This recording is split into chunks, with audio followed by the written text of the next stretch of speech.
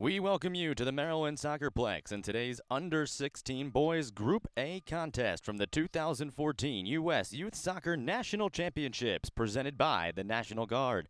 Today's game features Dix Hills Elite from Dix Hills, New York, and Sunrise Elite from Sunrise, Florida. Hello, everyone. It's time for Day 2 group action. The 2014 National Championships are brought to you by the National Guard, the official armed forces branch of U.S. Youth Soccer, and presenting sponsor of the National Championships by Nike, the official supplier of U.S. Youth Soccer, Capri Sun, the official ready-to-drink juice of U.S. Youth Soccer, by Turbo Sports Group, the official video streaming production company of the National Championships.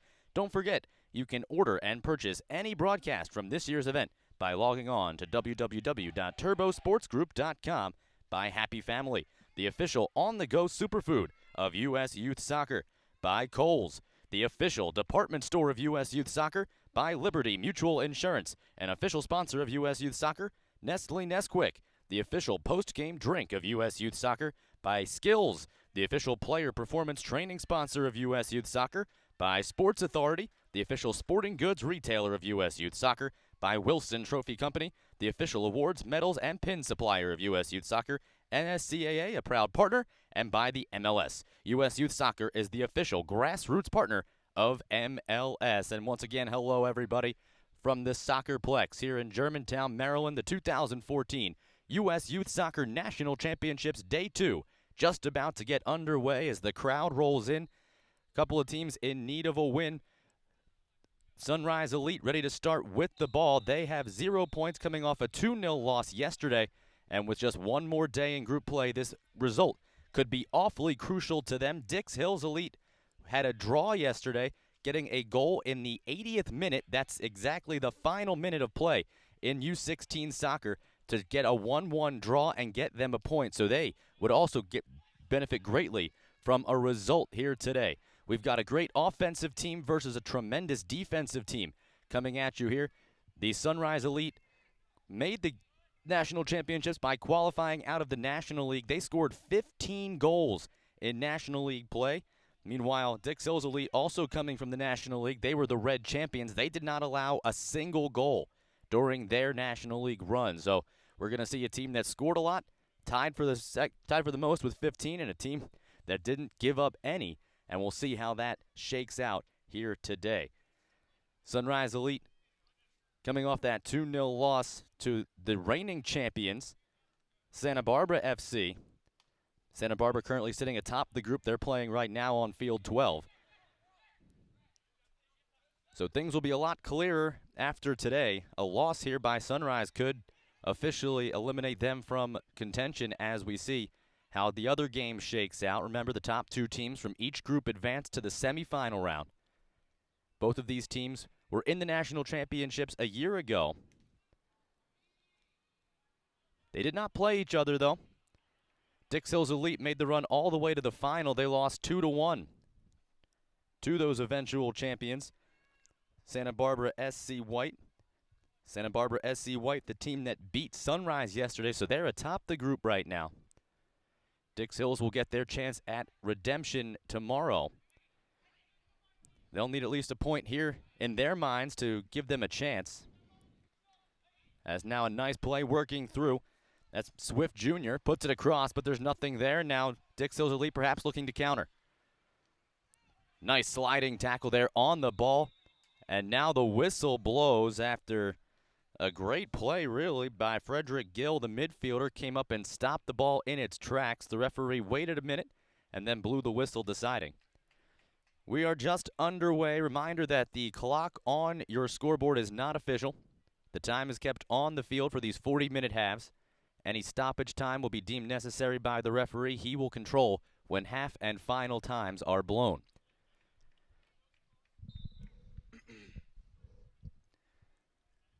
Free kick restarts play for Dix Hills Elite. They send it all the way in. First touch for Sunrise goalkeeper Daniel Ragu. Sunrise Elite coming from Sunrise, Florida, traveling over 15 hours on the road, over 1,000 miles to get here. I'm sure they flew. As they look to build through the middle. Perez Puts it ahead. That's knocked down but not cleared out at the moment. And then a swift right foot gets it out of harm's way. Now fighting through is Krieg.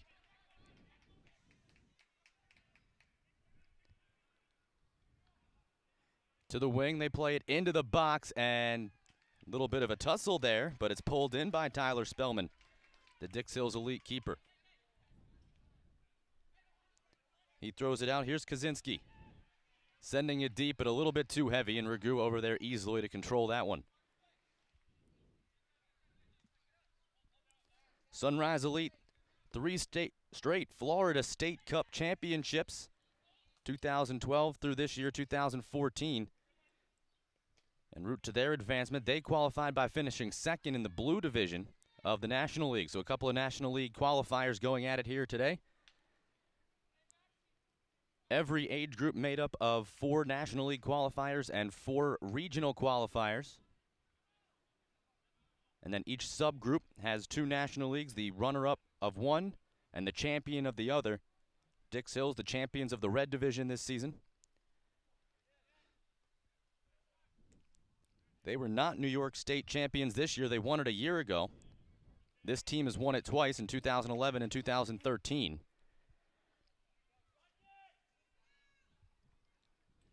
As now the header looking to try to send Michael Swift, but out to play it is Spellman. Not much there, really.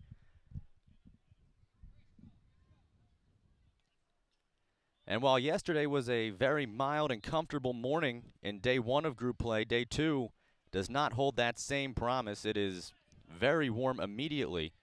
Temperature listed is about 78, but it's supposed to get up to 93, and it feels like it's well on its way, especially in the sun. As that pass, seeking Kaczynski, finds its way over the touchline, will go for a throw. It was deflected out to a throw in a dangerous position here for Dix Hills. Both teams playing with a sense of urgency, knowing that Santa Barbara, the reigning champ, has 3 points. Nobody else has more than 1 after the first day of play. Trying to work along the touchline in a bit of a battle as the referee immediately over to impart his will and break things up as that just rolls over for a free kick.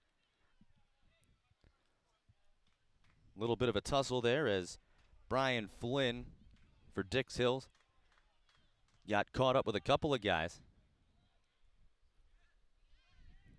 Now Sunrise. Pass cut out.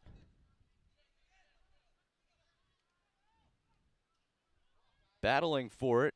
Scalfini trying to come away with it. And he's going to be whistled for the foul. Free kick for Sunrise. Nicholas Gomez tripped up. And the referee again with some words. This time talking to Dix Hills. Too quick on the restart there. Had to wait on the ref's whistle. So they'll re-kill it and start again. Here's Swift Jr. Taking it down the sideline, able to beat one man. Now tries to flick it back, but that's cut out. And in the attempt, Swift Jr. whistled for the foul. And the referee with a talking to here. I don't think there will be a booking. He's going to let him know that you got to give a little bit of space in that situation.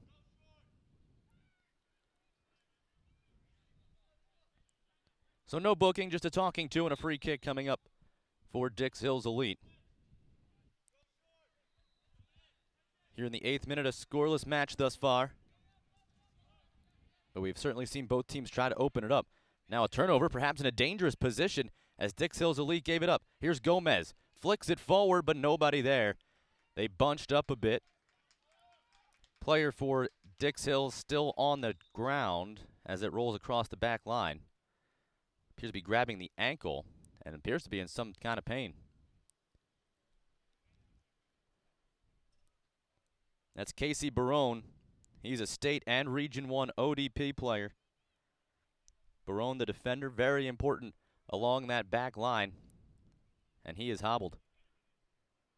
Back on his feet, that's a good sign, though, as he's trying to walk it off. But he still looks to be in considerable pain, so hopefully he's okay. He's got to get himself right away, though. Corner kick coming up. First set piece, really, for Sunrise as it's put into the box and headed away, but not out. Retreating to help out there is McFalfel. and he gets it out to the wing. Now McAuliffe giving it a chase. That would be onside, but the defense able to get it back to Ragu. One touch, but a turnover. Here's Contino. And he's cut out. Nice piece of defending there by Philip Baresi. Forward coming back to step in front and knock it out across the touchline, allow his defense to reset.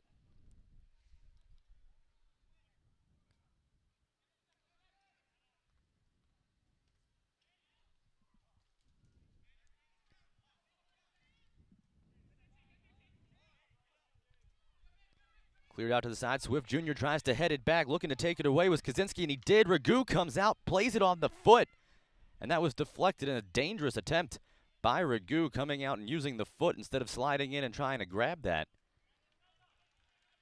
Lucky for him, the deflection went straight to the side, and there was nobody there to catch him off his line.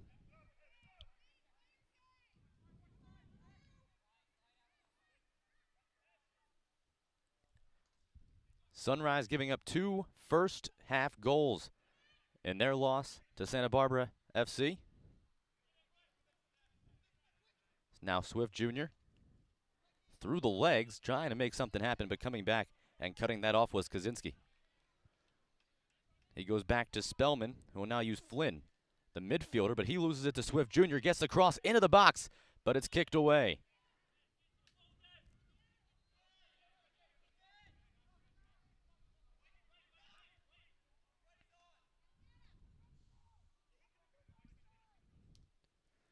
Little give and go touch action. Here's Delsing into the box.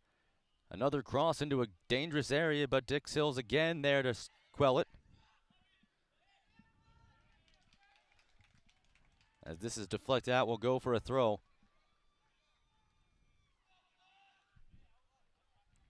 As we hear cheering from an adjacent field, that means a goal has more than likely been scored, and knowing that field 12 is close to here, both of these teams' ears probably perk up.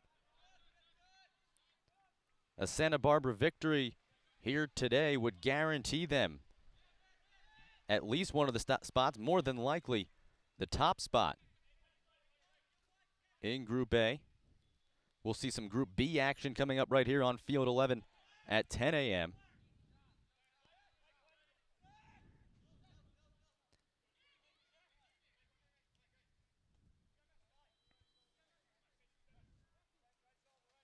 Krieg. Aguirre. Delsing.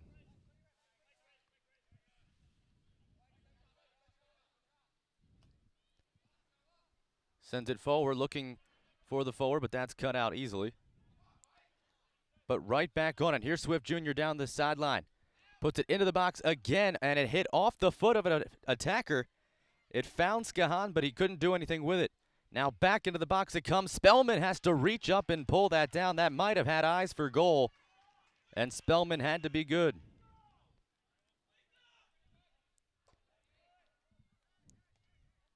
Dix Hills head coach Domenico Casciato urging his team to play with some urgency. As we take a look at this again, shot sent into the box. And yeah, that was going on target. Nice little leaping grab from Spellman. And an important grab at that, as that may have found its way into the back of the net. Now a set piece opportunity. A corner kick coming for Dix Hills Elite from the far corner as they stack the backs right in front of Ragu. Punching line drive over the head of Ragu, able to get it out. It's headed back towards the middle and then cleared via head and will come all the way out to the top, but kept in the attacking third. Dix Hills retains possession. Spinning with it now, poking it ahead. Nice little flick on through. This could be dangerous. Good job, but piece of defending in the last second. Nicholas Elkins wound up with the chance, but couldn't get the shot away as the defense came back and cleaned up well. Now Flynn sends it forward, but only as far as Krieg. One touch pass sets up with some space. Back to Swift. He's been sending crosses in all game so far. Can he get another one into the box? To the touchline, throws it in. Header is up, and it's punched away by Spellman. Excellent piece of goalkeeping. He was aggressive and he had to be.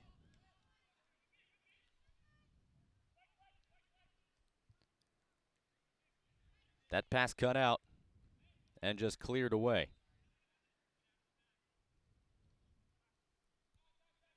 Krieg. All kinds of space, looking to create something. That slid over to Swift. He puts another one into the box, headed out.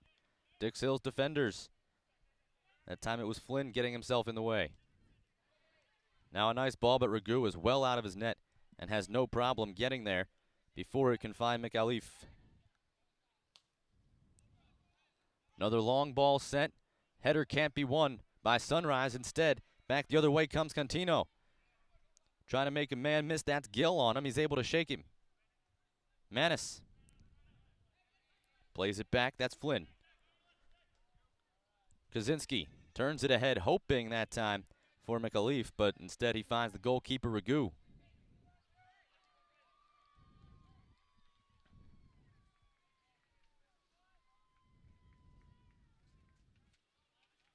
Sunrise playing along the back line now as they continue to find a way to move that ball down the sideline. Here's Delsing ahead to Swift. That's been their go-to man to make creative plays so far. Swift keeps possession beautifully. Finds Gomez.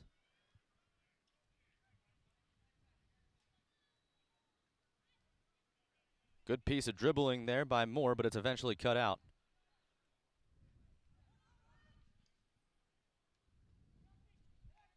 Krieg. Back defending by McAleef, the forward able to chip it free, and then the defense trying to clear it, but they can't get it past midfield. Now another opportunity coming ahead with his Manis. He plays a through ball, and it's useful. Can he get there? No, cut out by the defense. Looking for Contino, who was making a run. It was a well-placed ball, but good piece of defending, really useful spot.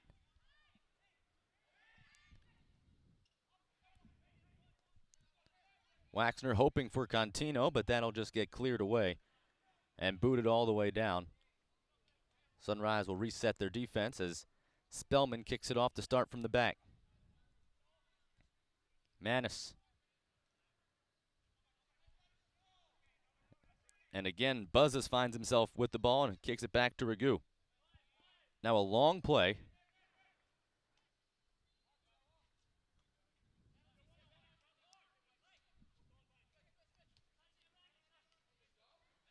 Nice chip, but ranging back and using the head well there was Emerson as he gets it back to Ragu, allowing him to pick it up. That back line very confident in their keeper, Daniel Ragu. They've sent it back to him virtually every time they've had the opportunity to do so, even when they've had a bit of pressure.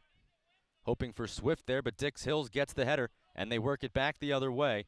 This time they'll turn and clear it well out of play into the stands. And just look to reset. McAleef was causing the problems there, charging in on the defense, and it forced Aguirre to make a decision. Off the throw, McAleef gets it off the shoulder. No handball called. Tries to spin back, but trips. And Sunrise comes away. Chips it down the sideline. There's Barone, and he'll play it back to Spellman.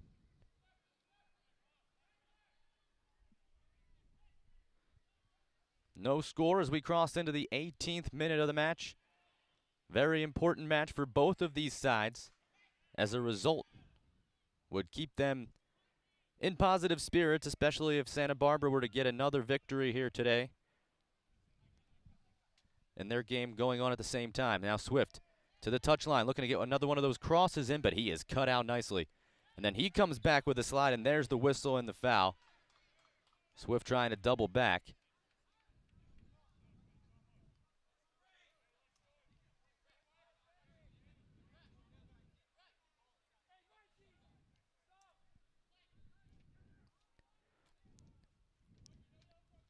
Take a look at the foul here.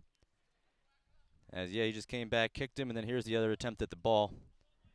And you were about to see the continuation. He comes into the cleats, and no choice but for the ref to make the decision and blow the whistle. Now a nice play down the sideline. Kaczynski gets himself into some space. Can he send it into the box? It's a roller that's cut out, but only popped up And the continuation clear. Team defense there from Sunrise. Now Gomez heads it forward. Nice turn, but it's settled down by Dix Hills. It's DeStefano wearing the captain's sleeve. He turns it ahead.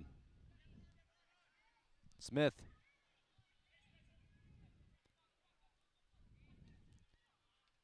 Low blast into the box. That's going to find its way to Kaczynski. He works it to the middle, but a useful piece of defending.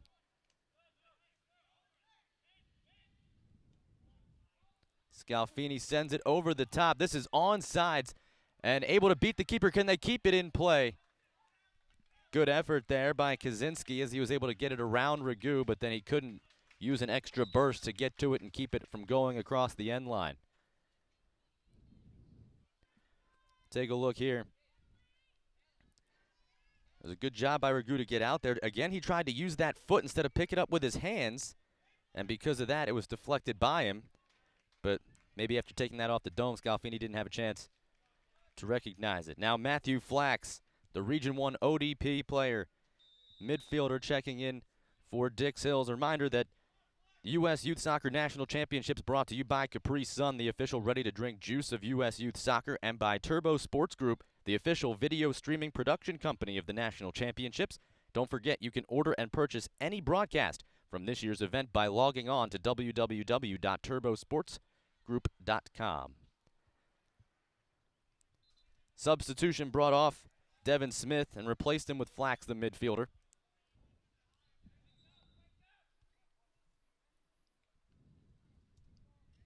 There's now a throw coming. And I told you about those cheers we were hearing from Field 12. We've heard a couple of them. That's because Santa Barbara SC White has taken a 2-0 lead over the Chicago Magic Pre-Academy in the first half. As a couple of substitutions coming now for Sunrise. Tavish Rice and Sammy Guadiri both checking in. Guadiri, a midfielder, Rice a forward. And Rice with that big body, perhaps with all the crosses they've been able to send in, they'll look to see if they can get him something in a position to use his size to get a header on net. But Santa Barbara, should that result hold, would have 6 points atop the group. It would leave Chicago Pre-Academy with 1. And that means that if Dix Hills gets any type of result in this game, they'll be in the driver's seat for that second spot. And a win here today would give them a chance to win the group if they can beat Santa Barbara tomorrow. Now a rocket right over the heads of those U16 Sunrise Elite boys on the bench, and they're all kind of looking around. And they're happy that one just went barely between a couple of heads down there. Delsing on the restart with the throw. Working to the middle. Moore puts it on net, but Spellman down to his knees, golfs it up, and he had Rice looming. So those 2 goals from the reigning champ certainly changed the complexity of things. Of course, neither side on the pitch right now know about those goals. Here's Scalfini. Plays it to the middle, hoping that time for Guideri, but he couldn't quite get it to him. Back to the way comes Manis. Nice piece by McAuliffe to keep that alive. Now a chip towards the box. In space, useful. Here's Kaczynski working towards the middle. Can he get a shot away? It's towards the upper 90, but that'll continue to sail and find itself in the flag turf just beyond the net. That's the first real shot we've seen from Dix Hills. Doesn't find his way on target, as we'll take a look at this again. Kaczynski able to get himself into some space. Defenders in his way, and he just tried to get it around the defense. Nice job by Aguirre to be in the right position to force him around. Here's Krieg. Skahan. Little stutter step. Gets it to the touchline. Can he put it into the box? He can, but Spellman's right there to send it back away. That time they tried to go low on the ground into the box. Spellman up to the task.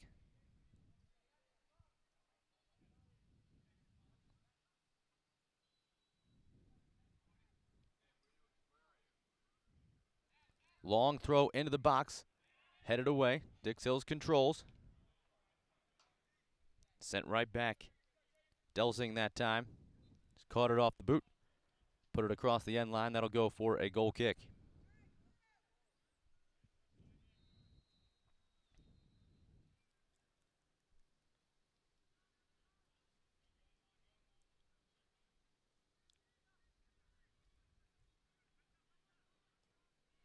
Spellman on the restart, sends it towards midfield, but that's picked up by Sunrise. We've got plenty of U16 action for you today here on Field 11, the stadium field at the Maryland SoccerPlex. 4 U16 games, 2 boys games in the morning, Group A right now, with Sunrise Elite and Dix Hills Elite. We'll have more U16 boys action at 10 with Group B. Then we'll get a game from each girls group in the U16 age level. As this crossing attempt blocked off. Kaczynski trying to work ahead, tried to take it to the sideline himself. That's cut out. And now Sunrise able to take it away. Perhaps they can do something with it here. Working it back towards the middle. The setup in front, shot blocked off. It's muffed. Nice job by the defense to allow Spellman to come out. That was a crafty defensive play by Casey Barone as he just shielded the Sunrise forward and allowed Spellman to come out and grab it with his mitts.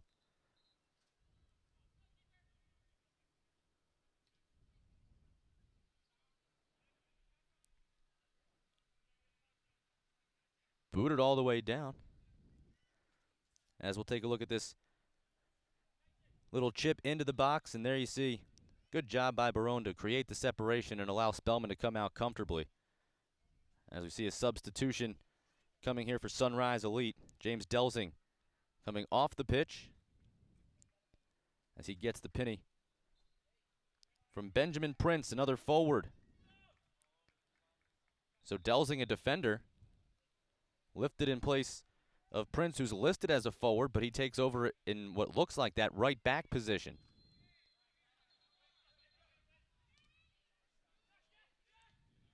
They get it to him in space, and he's coming ahead, and now you see why they put him into the game with that speed. Puts it into the middle, turning with it, left-footed shot, and it's just wide of the post. It beats Spellman. Guadiri almost found the net, but he just missed the target. Real chance there from distance. And that'll force Dix Hills Elite to respect that outside shot a bit more as they very nearly draw first. Creative passing through the middle. Good ball, this. Into the corner, rolling it towards the box, but that's cut out. I think that was a bit of a miss hit, trying to get that airborne and couldn't do it.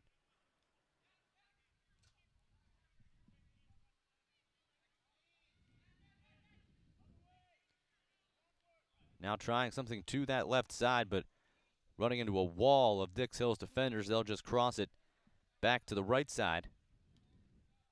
And here's Prince. Scalfini.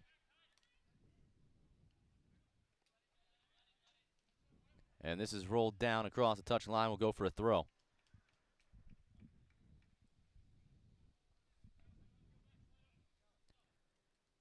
Both teams have done a good job of using those balls to the wing. We haven't seen an offsides to this point. Towards the middle. There's Manis. That was going to be a tough one to control. He almost did, but instead Sunrise gets it. Working towards the middle to the near side, Skahan. Cross step. Can he get it into the box? Blocked away. As coming back and getting that big right foot on it, Joseph DeStefano. But Sunrise does earn themselves a corner. Second corner kick coming for Sunrise in this first half. Scoreless here in the 28th minute. And with a 2-0 advantage for Santa Barbara SC over on field 12. They're looking at 6 points through 2 days of play. No other team can have more than 4. Shot into the box. Header towards the goal, but it goes wide, and that'll go for a goal kick, and there was a foul anyway for a push-off. So it'll go.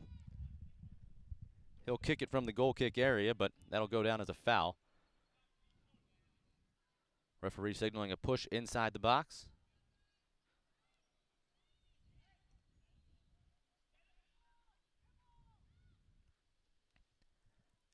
Headed along. Good crowd on hand for this 8 a.m. contest.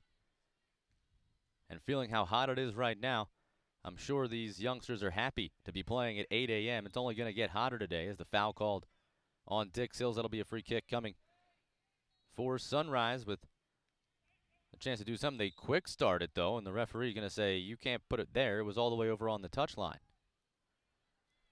So they'll restart it from there instead, from the dead ball. Emerson, Prince.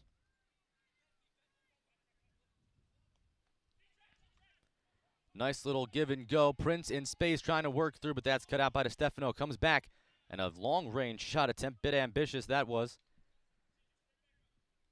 Trying to take the rolling ball from about 40 yards out, and that winds up well high and wide. Spellman gives it a look.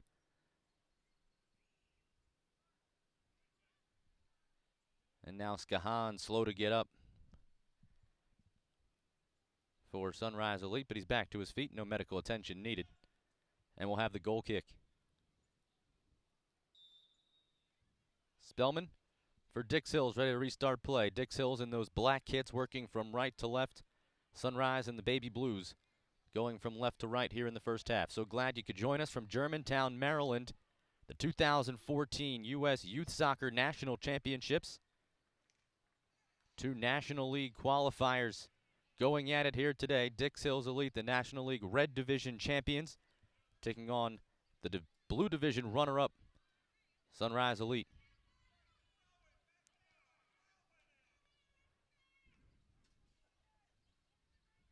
Bounced right back out of play, another throw coming.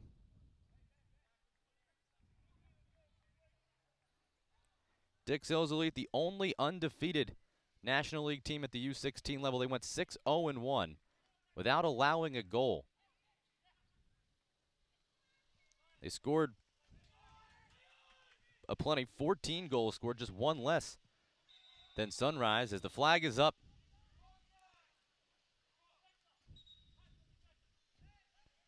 Trying to build something.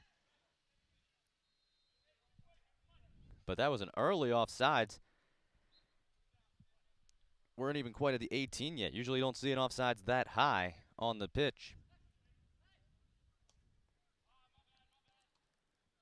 Played ahead hoping for Skahan. Instead, DeStefano cuts it out.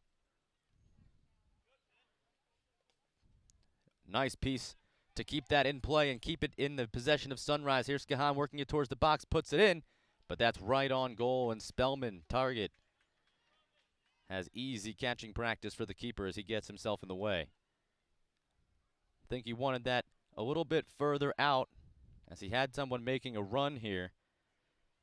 Just got it a bit too sharp on net, and that made it easy for Spellman to pull it in. Ragu fields this one on the bounce. It's a quick throw out to Prince. Makes one man miss momentarily, then shakes off the defender. Earns himself the free kick. Might have had his hand stepped on there as he was tumbled over. Continues to shake that. That'll hurt with those cleats digging into the back of the hand. Skahan crosses that through, but that finds nobody and turned away. Tuis McAleef.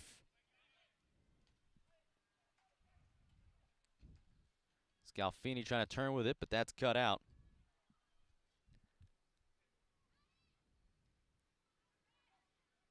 Creative piece of play along the far sideline. As Swift Jr., who started the half on the right side, now making plays from the left. So perhaps head coach Eduardo Corredor Angel felt that there was a better matchup over there for Swift to make plays into the box. He has really fallen silent since moving from this right side, though. We've got substitutions coming for the Dix Hills elite side. Looks like Philip Baresi, a forward, will check in as McAleef comes off the pitch, as does Kaczynski. And indeed, it will be Baresi, as well as Nicholas Elkins, a midfielder, coming on as the substitutes here in the 34th minute. Skahan trying to work that one right to the middle, but that was cut out.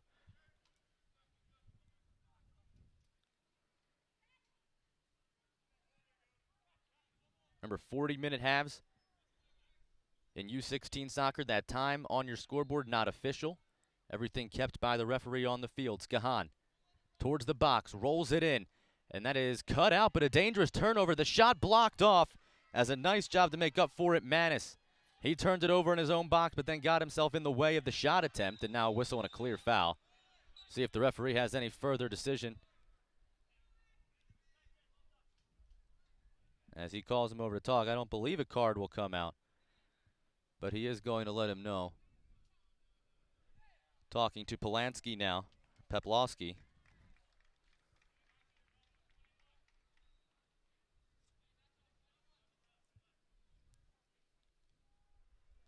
Poplowski, as we take a look again here at what they could have been Sunrise's first opportunity, the roll into the box, the turnover in the dangerous spot, but then getting the back of the leg right in front of it. And it wasn't so much of a turnover as just unable to control it in that dangerous area. You just want to put yourself in the way. So not a bad piece of defending by Manis, and it worked out in the end. U.S.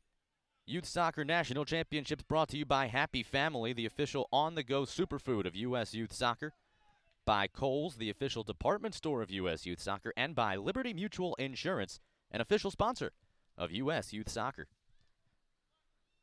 Final stages of this first half. We're in the 36th minute. Scoreless thus far, and two teams that could really use a result here in day 2 of group play. Sunrise dropped their first game 2-0. Dix Hills used an 80th minute goal to get their 1 point. And the team they tied with, Celtic, is right now trailing. Check that, Chicago Magic Pre-Academy, I beg your pardon, is right now trailing Santa Barbara 2-0 in the first half.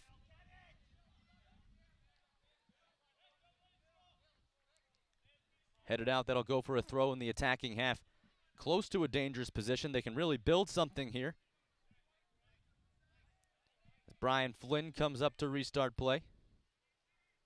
They'll look to get to the corner, hoping for Flax, but he was cut out by a much taller defender in Max Krieg.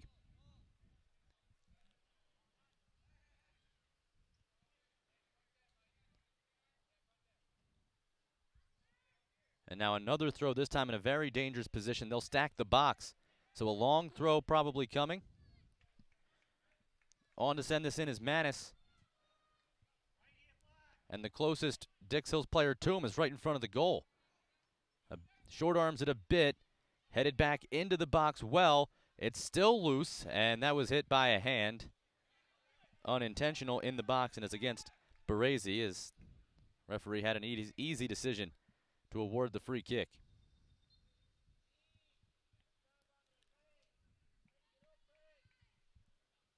No. On the restart.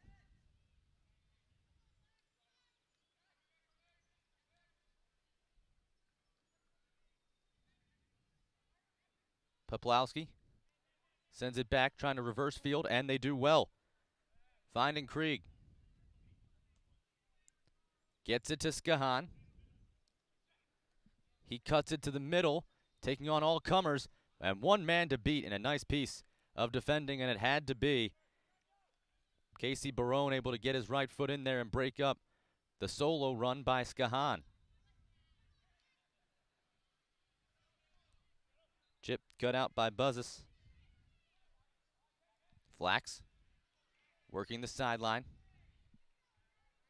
Gill takes it away from him. Tries to cut it back and is able to deflect it off of him and get the throw.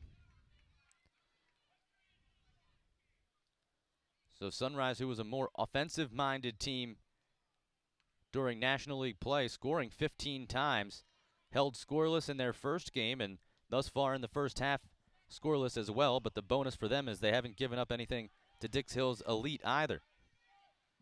That ball found itself in a potential scoring place, but Sunrise was able to get to it.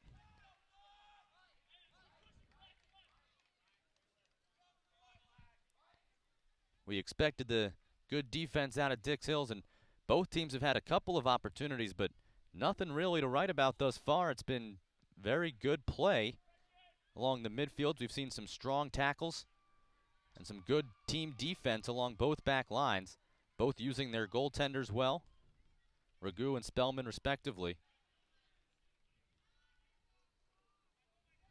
Now Swift is able to fight that through. Something perhaps here, working to the middle. Tries to cross it, but again, nothing there. And Baresi clears it, but not all the way. Now turning with it, Flax. He's got options. Goes to the sideline. Numbers here for Dix Hills. Got a runner down the sideline, doesn't see him. And crossing into the middle is Cantino. He still wins the ball. Chips it forward. Does this have an opportunity? Cut away. And the defense able to get it out of harm's way for the moment. Oh, there was a chance for Dix Hills. Elite Cantino didn't see the runner down the far sideline. He was in all kinds of space if they wanted to set up some type of cross. Instead, they worked it to the middle, and there wasn't much there. As now Spellman aggressive, comes out and boots that away before Rice can get to it. Back and forth action between these National League qualifiers.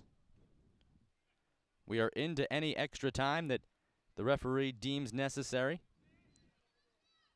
There wasn't too much stoppage during that half. Now a chip into the box, cleared away.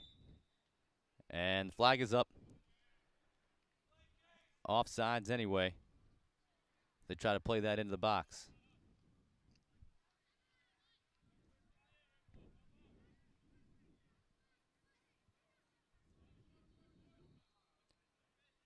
Restart with the short kick off the offsides. Dix Hills working it through the middle. Manis.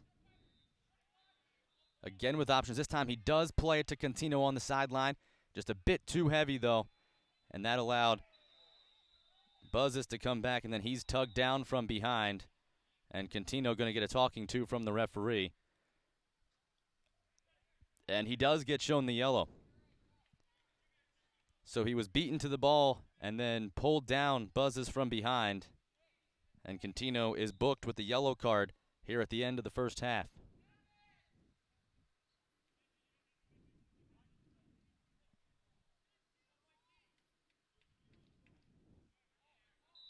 Long kick, restarts play, but that'll end quickly as the whistle blows for halftime.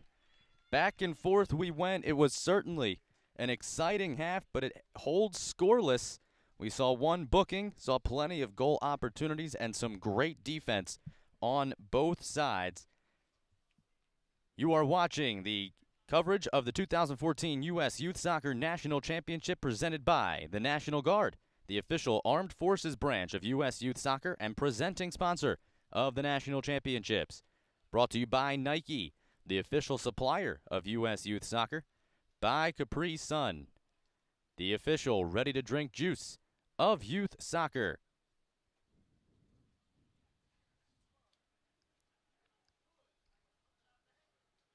By Turbo Sports Group, the official video streaming production company of the National Championships. Don't forget you can order and purchase any broadcast from this year's event by logging on to turbosportsgroup.com. By Happy Family, the official on-the-go superfood of U.S. Youth Soccer. By Kohl's, the official department store of U.S. Youth Soccer. Liberty Mutual Insurance, an official sponsor.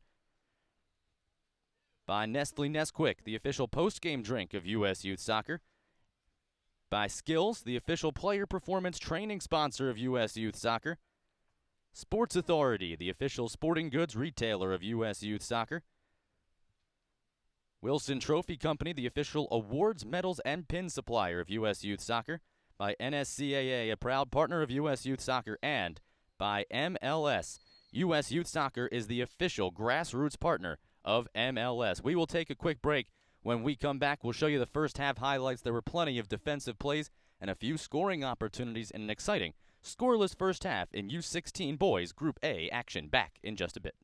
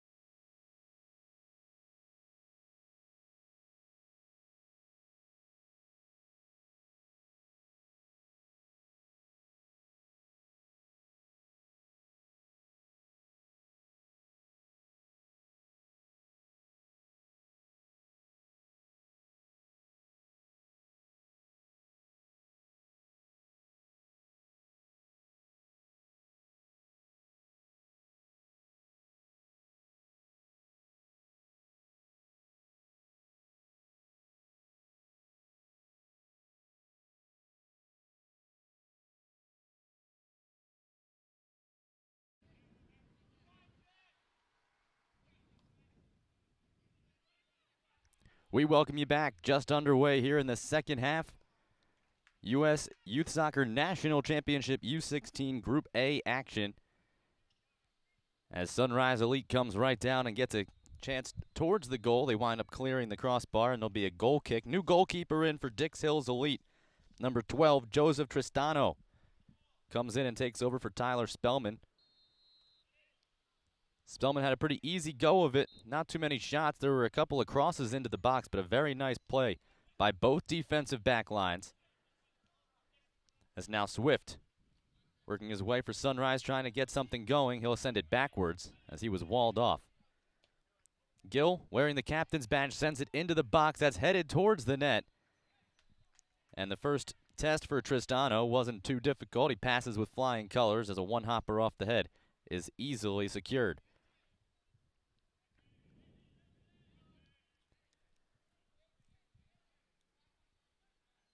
No score after one half of play here in day 2 of group action.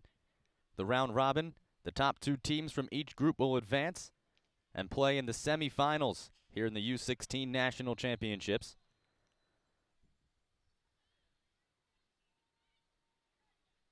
Both these teams in need of a decision here. Dix Hills got a draw yesterday. They have 1 point. Sunrise fell 2-0. They're at the bottom of the group as it stands, as this one goes all the way through. Rice nearly got ahead on it, but instead it bounces in to Tristano. He tries to get it started with the throw, but it's a bit too strong. And now a foul called as McAleef was battling for position. He gets whistled. Gill will restart it. Santa Barbara SC White, the reigning champs of this age group, are leading 3-0 at halftime over Chicago Pre-Academy. They are on pace to grab 6 points through 2 days of play. So both of these teams, with a win, could move themselves into a position to guarantee and control their own destiny going forward. A draw here for Dix Hills Elite does the same, as we've got a Sunrise player down in some serious pain, grabbing at his knee. Play continues. Swift works it to the middle, gets a shot away, and it's just wide. Swift was able to slide that to the middle and get himself a clear look at the net, but he just missed it, pulling the trigger. And the injury resolves itself as the Sunrise player is up, still grabbing at his leg. Trying to get a number for you, let you know who was down. As the free kick, the first goes out of play. It'll go for a throw, but here's a look at the shot again as Swift comes back. And look at the power behind that kick. Just could not find the target. Sunrise getting a little more pressure here in this second half early goings. They've just won themselves a corner during that replay. So Gomez out to the far corner to take it. Tristano being tested in just about every facet early in this half as a keeper. Gomez sends it into the box. Tristano has it go over his head, but offsides the call. And they might have called a foul for a swim move, trying to gauge by the referee's explanation to a player. So Tristano sends it away. Swift may have deflected that, and he did. Questionable decision there by Swift to play that, knowing it was going to go flying out of play, threw his cleat at it, and he wound up grazing it, so it gives possession to Dix Hills. Gomez cuts that out. Sends it back for Krieg. Ragu. Keeper drawing in Elkins and then sends it around him.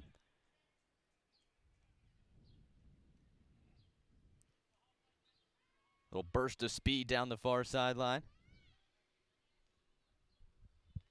As now a slide kicks it out. The rebound had a chance for Rice, but he cleared the bar with it. Oh, you're not going to get a much clearer shot at goal than that if you're Rice. A great opportunity after the save.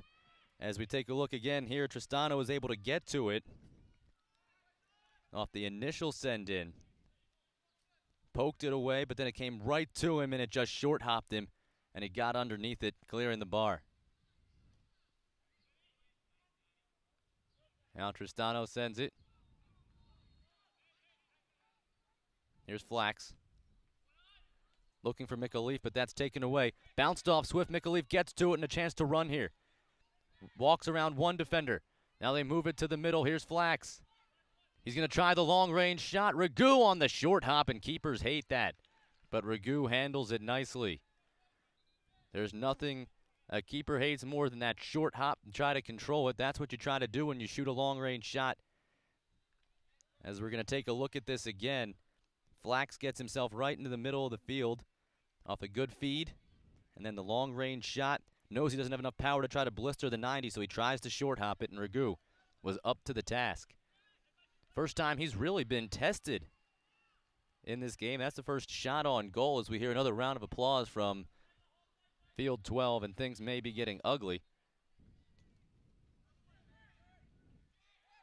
in the other Group A game going on simultaneously. Saeed Kanta for Santa Barbara scored his second goal in as many games to get the scoring started in that one. It was 3-0 at halftime. Here's a chip towards the box, headed away.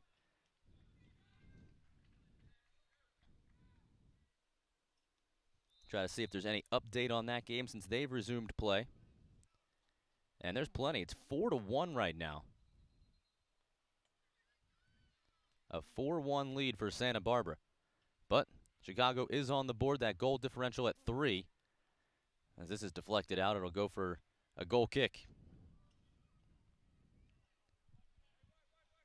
As it stands right now, Santa Barbara SC with a +5 goal differential and looking at going 2-0 through the first 2 days in this group. Tristano. Boot is headed towards the middle. Well done to win that possession. Now McAleef taking on 2 defenders, moves to the outside. He's going to try to beat the defender one-on-one, taking on Delsing. Delsing badgering him in the corner as he spins back, couple of nifty moves, and then he is taken out as the ball is slid in behind the end line. That'll go for a corner. That was a nice job to make something out of nothing that time, really.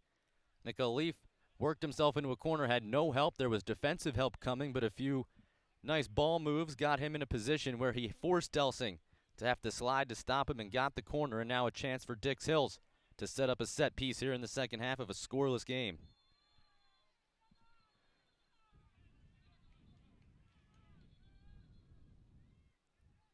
They take it quickly here as it runs to the middle. That's headed away, right back out to the corner. They play it back into the box, far side, just about out of the outstretched foot. Joseph DiStefano nearly got to it. And if he can't get to it, not many people can. He is one of the longer U16 players you'll see. In the skirmish, it looks as though a Sunrise player, Frederick Gill, the captain, took a beating. As you see here again, the header gets knocked away. Trying to see where the injury occurred as well. As it goes back to the corner, they send it back in. Oh, and a nice little collision as we resume live play off the goal kick after the missed opportunity. Tristano out. And he'll survey, trying to find the best place to build the attack. Decides to send it long. And really a useful blow there, but just unable to control it along that far sideline. Kaczynski, no fault to him, really. That's a tough one to bring down right along the sideline, but Tristano put that right on the money. Like a quarterback hitting his receiver down the sideline. Now the header deflected into Rice. Spins back. Trying to go back was Scafini, but that doesn't work. Taken away by Dix Hills. It's cleared away. Poplowski. And that went too far over the end line in the air. So it'll go for a throw. We got a substitution coming here. Dix Hills elite is going to get James Contino, their state and Region 1 ODP player, back into the game. Contino, the midfielder, replaces Nick Elkins.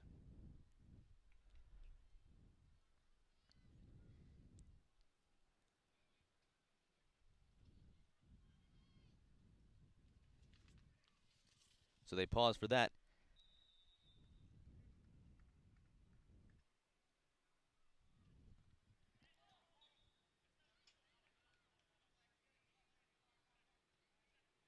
Dix Hills Elite looking to get a result here. Tomorrow they have the rematch of the title game from last year as they take on Santa Barbara, who has shown their prowess. Contino getting a chance right into the game as he found that in the 18 but couldn't do anything but chip it along, and the keeper was out to take care of it. Now they play it deep. Nicely weighted ball, but DeStefano back, and he'll just clear it out. All of the Group A games taking place at 8 a.m. throughout this group stage of the tournament. The semifinals will be hosted on Saturday.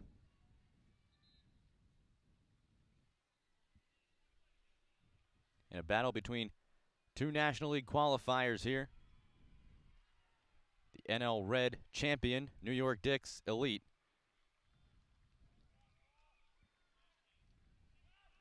And now a long throw coming from Tristano, trying to set something up with numbers, but that was headed away. Contino was 1-on-2. Thought maybe he could split the defense. Now a nice ball here, sent towards the middle. Tristano kicks it away. Beautiful through ball there, and Sunrise got the shot off, but Tristano able to get the sliding save.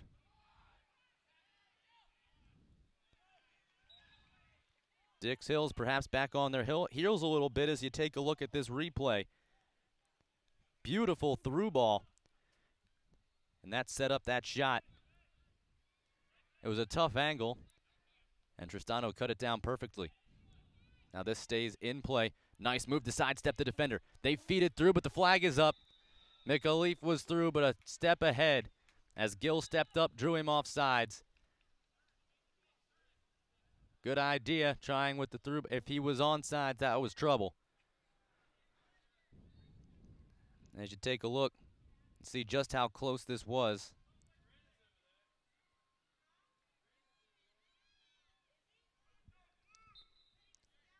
Free kick coming.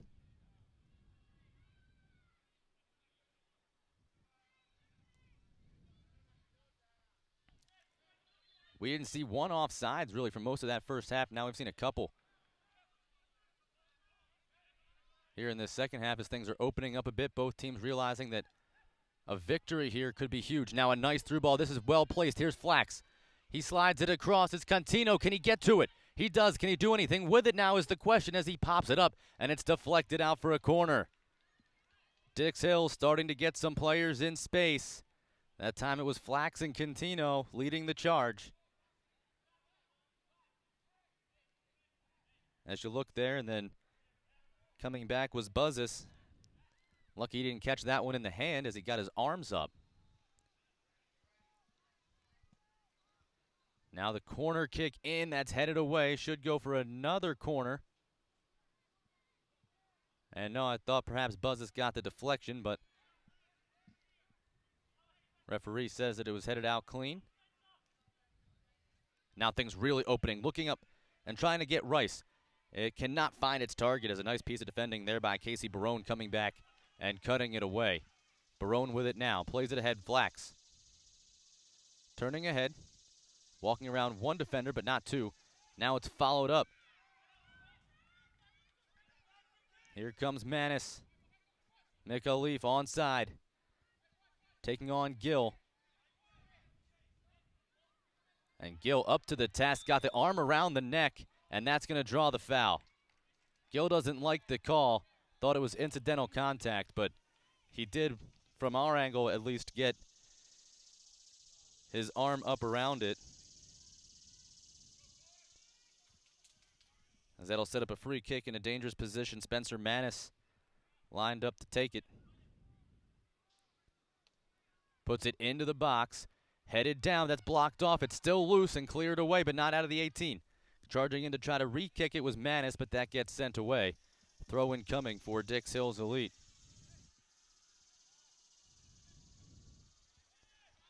Another attacking chance here after Sunrise Elite was dominating the attacking possession to start this half. Now Dix Hill.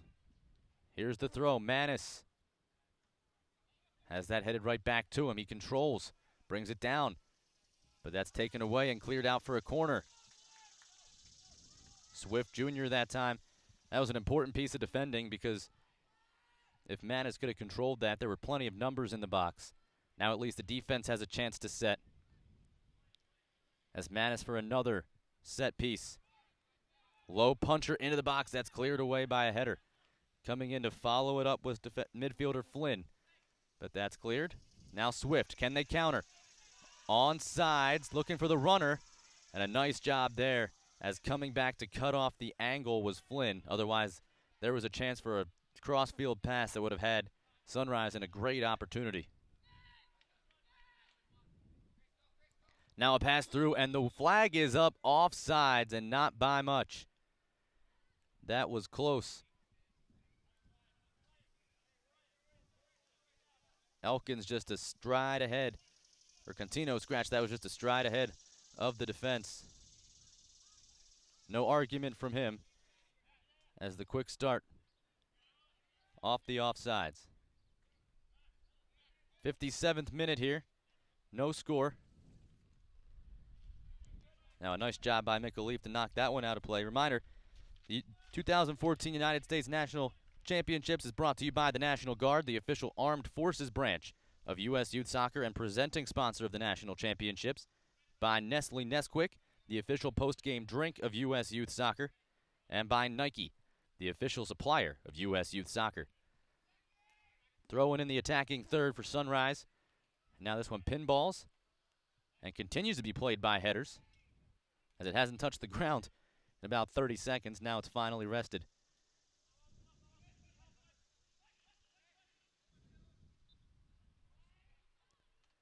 Sent into the box, controlled. Can they get a shot away? Plenty of numbers defensively. Here's Swift, pokes it in on goal. And Tristano able to slide over and snag that. Mick Leaf.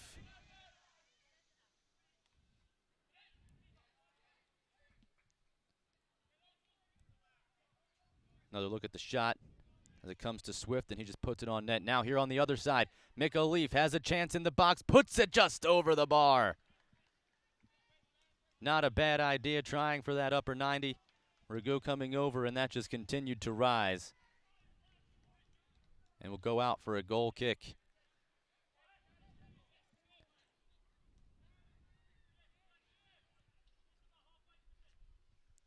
A draw here in this match would not necessarily be the worst thing for either side. It would guarantee Santa Barbara gets a victory, as this shot is easily handled by the keeper. A draw here would guarantee Santa Barbara SC as the Group A champions, but the runner-up spot would be wide open and up for grabs. The only downside for Dix Hills is they'd have to play Santa Barbara tomorrow, and they haven't lost yet. This is sent through Poplowski.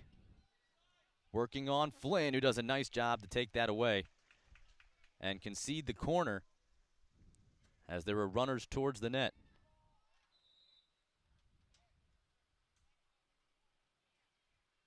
Still scoreless.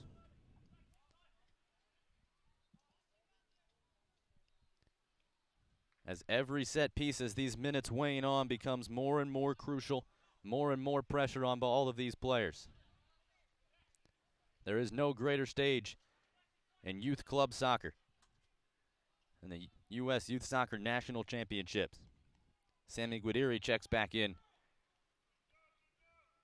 for Sunrise, and he's going to be the one to take the corner. So he has to run all the way across the field from his bench on the opposite side to line up for this left-footed insert. Towards the top of the box, trying to get his head on it was Rice. He couldn't do it. It's cleared away. McAleef trying to push that out, but possession retained. Now McAleef to it. Fighting off and there. Pulls away from a shirt tug. Numbers here.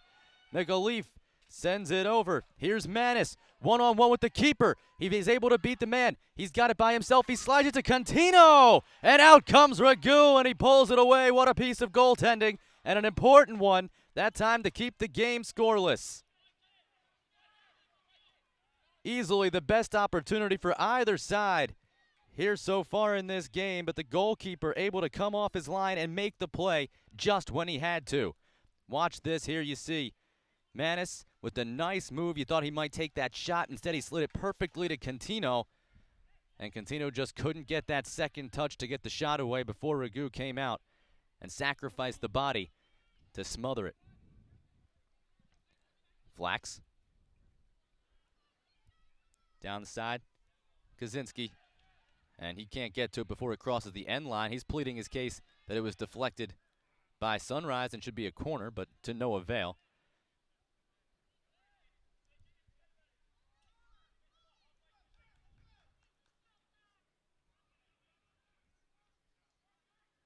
Sunrise looking to regroup a little bit here. Lately it's been a lot of Dix Hill's elite in the attacking third. They've had a couple of chances really starting to be put together, and when that happens, sometimes teams start getting that momentum and sniff the goal as this pass is just a bit too far in front. Hoping for Gill, but instead it'll be a throw for Dix Hill. Waxner. Sclafani.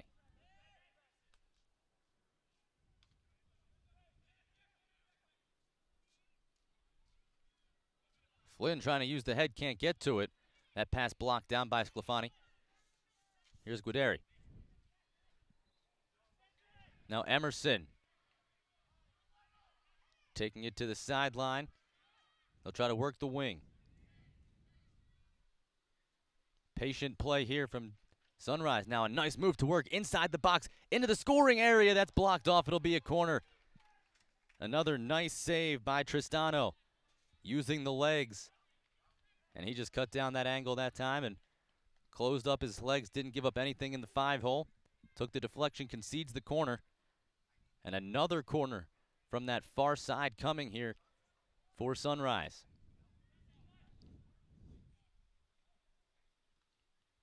Into the box, it's a good one, but it's headed out. Oh, two Sunrise players came together and both shied away at the last moment. Otherwise, that could have been promising. Contino. Back to Flynn, trying to turn with it, working against a much taller opponent. And Sunrise wins possession.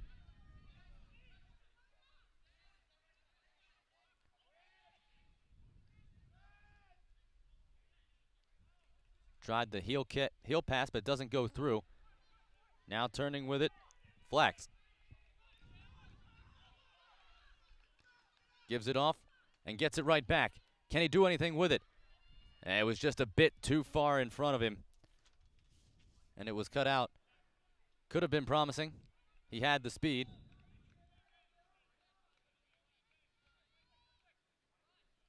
As the flag is up for the foul. Dix Hills restarts quickly.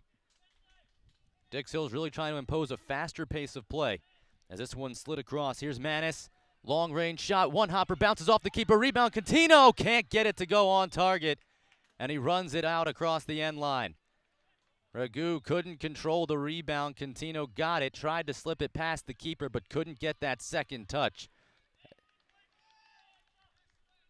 As you take a look here, another great opportunity. The long-range shot bounces right off the legs of Ragu, and Contino almost had a wide-open net. By the way, after the play, James Delsing, the defender for Sunrise, was shown a yellow card. It wasn't for any type of foul, so had to be something that was done between players, maybe verbally or away from the play. First yellow card issued to Sunrise. That's the second one issued in the game. As here's Sunrise with a chance to get it to Swift. He settles. Long range shot is just wide. And that may have been blocked off. It was. Megaleaf got a piece of it. And he had to, because that was going to be tough for Tristano to get to. It was right towards the corner. And it was slid away. So yet another corner here in this second half coming for Sunrise. Can they finally crack that goal? As you see how they earn it, the shot blocked off. Now here's the play into the box. Header was touched on by a Sunrise player, but they didn't get all of it. And it just rolls right on through out of play along the far touchline.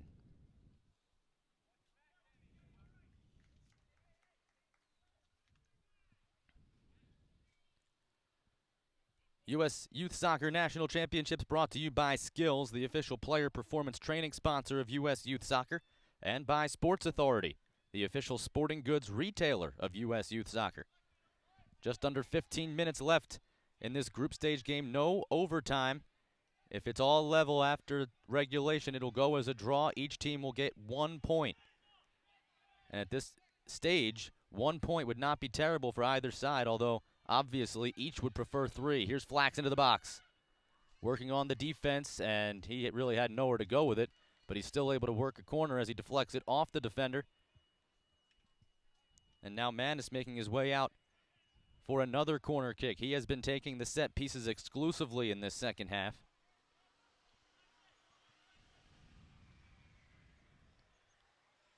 And now he rolls one to Flax. Right back to Manis. He rolls it into the box. Deflection saved by Ragu. Rebound put right back in. That's deflected away by the defender. Ragu has been big here in this second half, taking away a few great Dix Hills chances. That was a crafty play between Manis and Flax to get the open look, and Ragu was able to slide across and make the play. Mikhalif can't quite get to that as a sliding play by the defense sends it away, but not only as far as Sclafani. Here's Manis.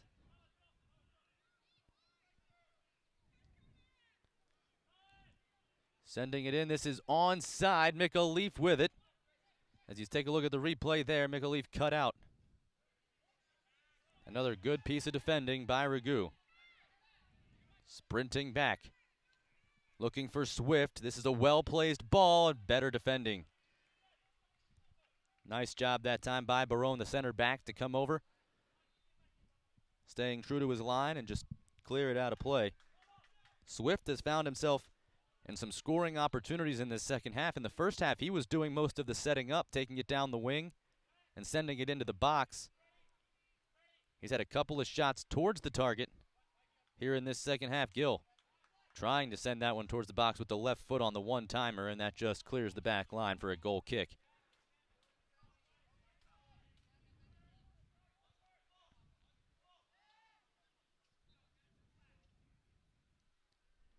Getting to the later stages now, you have to think that any goal scored from here on, the way this game has gone, could be the decider.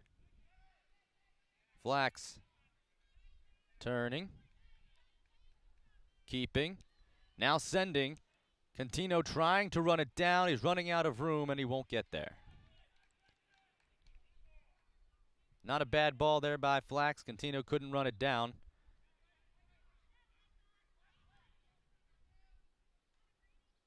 Now this header back into Contino. Nice little back step. Puts it in. That's pushed away. And then turned aside, but controlled. Dix Hills, it's Waxner. Sliding it through well into space. Turning now Manis. Sends it towards the box. Headed away.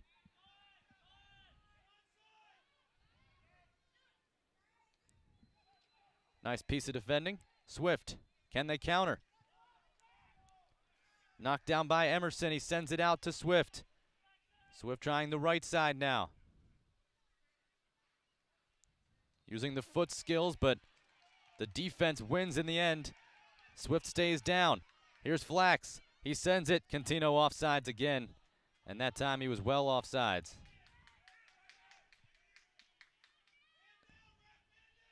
Swift still down. Now back to his feet as Gill moves forward. Gill to the wing. Sends it across and deflected away. Necessary by DeStefano.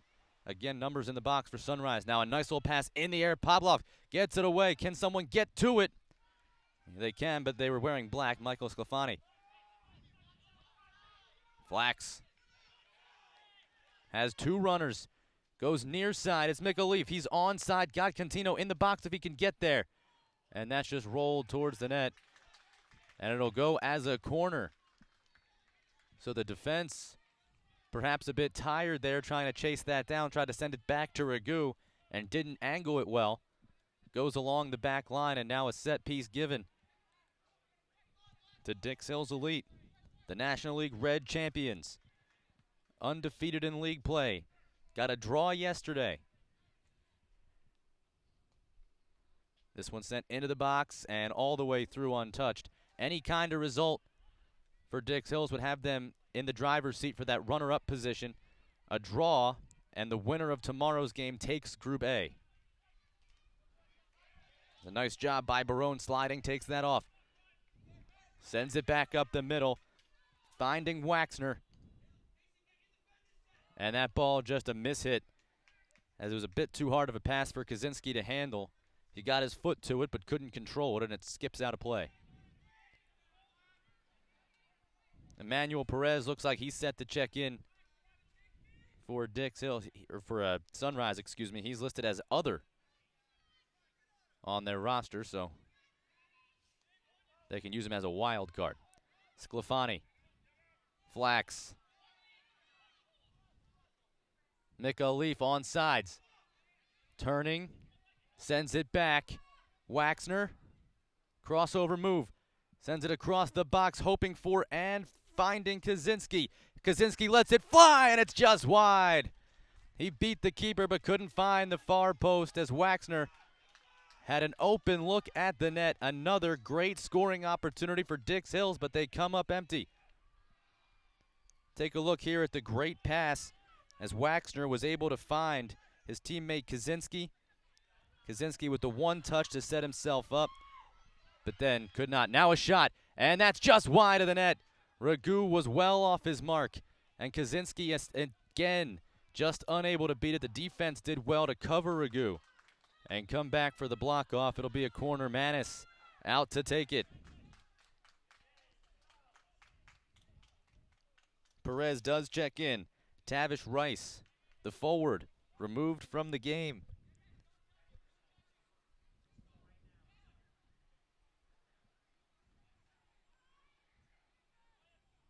A draw much more advantageous for Dix Hills than for Sunrise, but at least a result guarantees that Sunrise can continue to play as DiStefano turns it wide. It came to him at the back of the pack, and he got the head to it.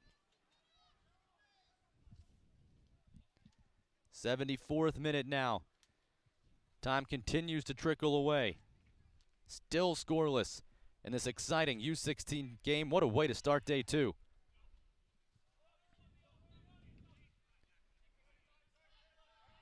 Mika Leaf trying to sidestep. Perez makes the play. It's chipped forward by Waxner. Flax gets it and whistled down as that one deflected off his arm. It'll be a handball and a free kick coming.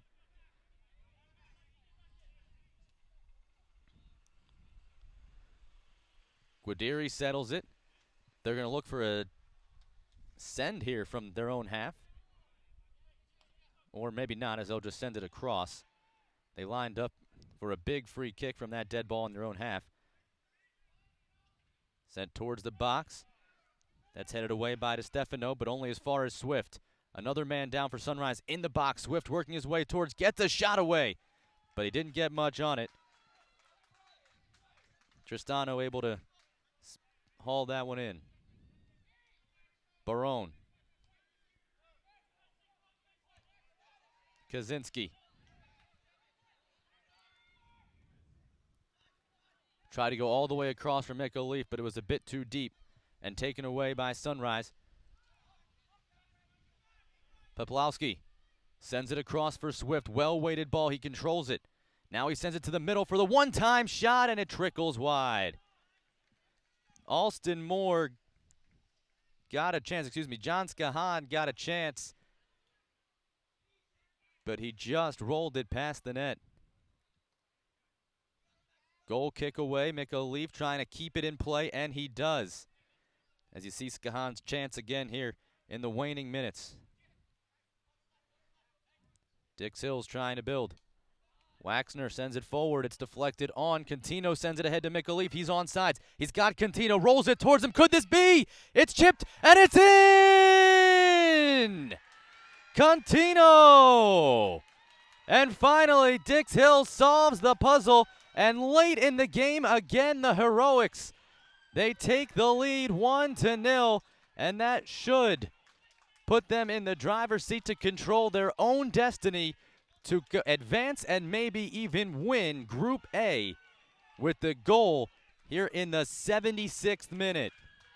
They scored in the 80th minute yesterday to earn a draw, and now a goal in the final few minutes here today gives them a chance to perhaps pull into sole possession of second place in the group, and a chance with a victory tomorrow over the group leader as today stands to advance as the winner from Group A. Foul called there, as we'll take a look at the goal again. McAleef sends into Castino. As you look at it again here, look at this pass.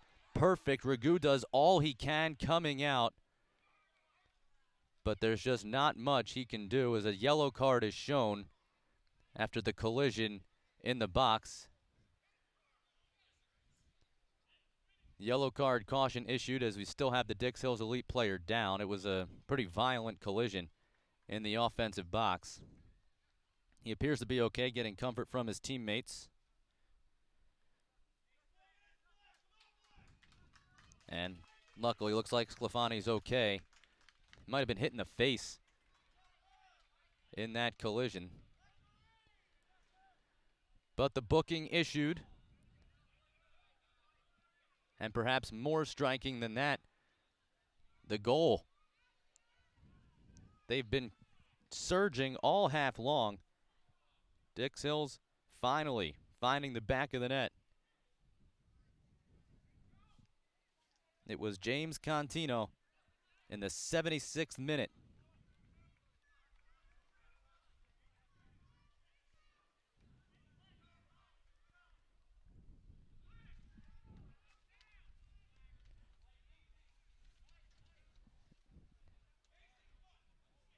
As Sclafani is helped to the sideline, and you hate to see that. Hopefully he's okay.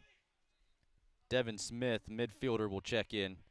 Sclafani looks like he's holding his side after a very heavy collision.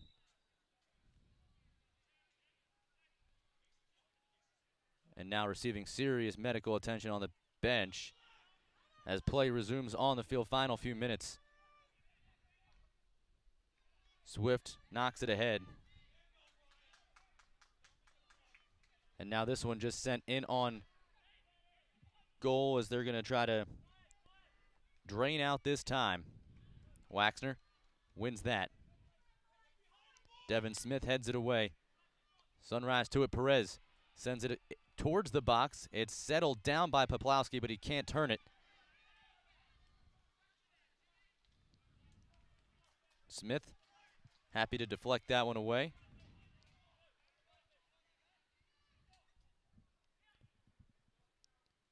Just about a minute remaining, plus any stoppage time deemed necessary after that injury. You imagine there would be a couple. Now Swift a chance here, and the shot rolls just wide again.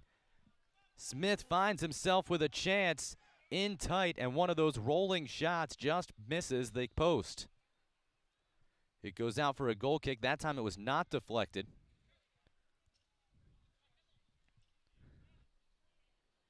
As we see again, chance to level the score. Swift through traffic.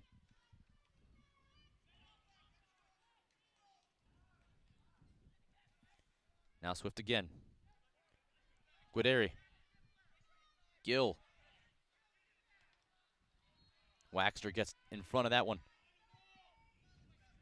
2 minutes shown of added time.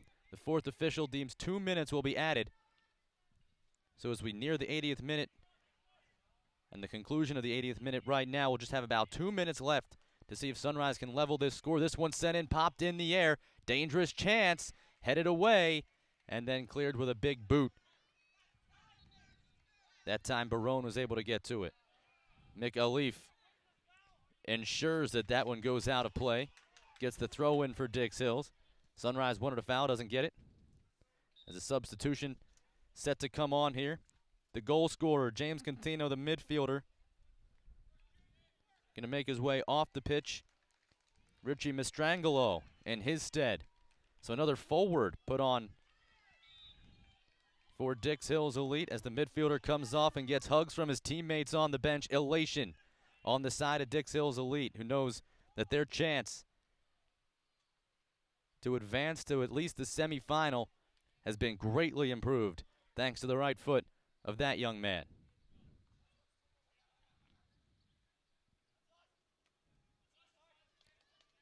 Shouldered out, it'll go for a Dix Hills throw. Remember, they lost, did Dix Hills Elite 2-1 last year in the final to Santa Barbara. So if they could get revenge tomorrow and win on the final day of group play, and this result holds, they will win the group. Mastrangelo just into the game, sent that one towards the net, but it rolls all the way through and will go for a throw. Should be just about 1 minute remaining in this stoppage time. 2 minutes was shown by the fourth official. Dix Hills looks like they're ready to make another substitute if they can. Maybe that'll help draw some more time off as well. Does a nice job to win that ball. Mastrangelo with it. He sends it through. Chance here for Flax, but he's run down in the box. No foul, says the referee, throwing his arms out wide. Flax can't believe it. He was shouldered down and a golden scoring opportunity. Now McAleef wins the ball, pokes it forward. Mastrangelo with it. He kicks it forward here. And Manis pulls it back. Time running out. Referee checks his watch. Manis towards the back line. That's cut down. And there it is. There's the final whistle. Final time, 1-0. Your final here in day 2 of Group A, U16 boys soccer. What an excellent effort on both sides. It winds up being the goal by James Contino in the 76th minute. Again, late heroics for Dix Hills. They have scored just 2 goals in 2 games, but they find themselves in second place in Group A here in U16 boys soccer, and they have the opportunity to potentially win the group with a win tomorrow against the reigning group champions and reigning national champions, Santa Barbara Soccer Club or White. That game will be tomorrow at 8 a.m., but right now it looks as though on the flip side, unfortunately, for Sunrise Elite, their title run is over. They finished day 2 with 0 points in the group, and there's not much they can do to advance. They are mathematically eliminated with this, as they will see Sunrise Elite with 0. Right now it looks as if that result will hold, and Chicago Magic Pre-Academy will find themselves with 1 point in third place in the group. Dix Hills Elite with the win gets 4 points now through 2 days. They are in second place with a +1 goal differential and 6 points atop the group. Santa Barbara SC White with a +5 goal differential. But the goal differentials will not matter. It'll be all up to that game tomorrow to decide who is Group A champion. Let's take a look at the highlights from today's game as Dix Hills Elite pulls out a crucial 1-0 victory. First, a few opportunities for Sunrise early in the half. The second half goaltender, Joseph Tristano, was big.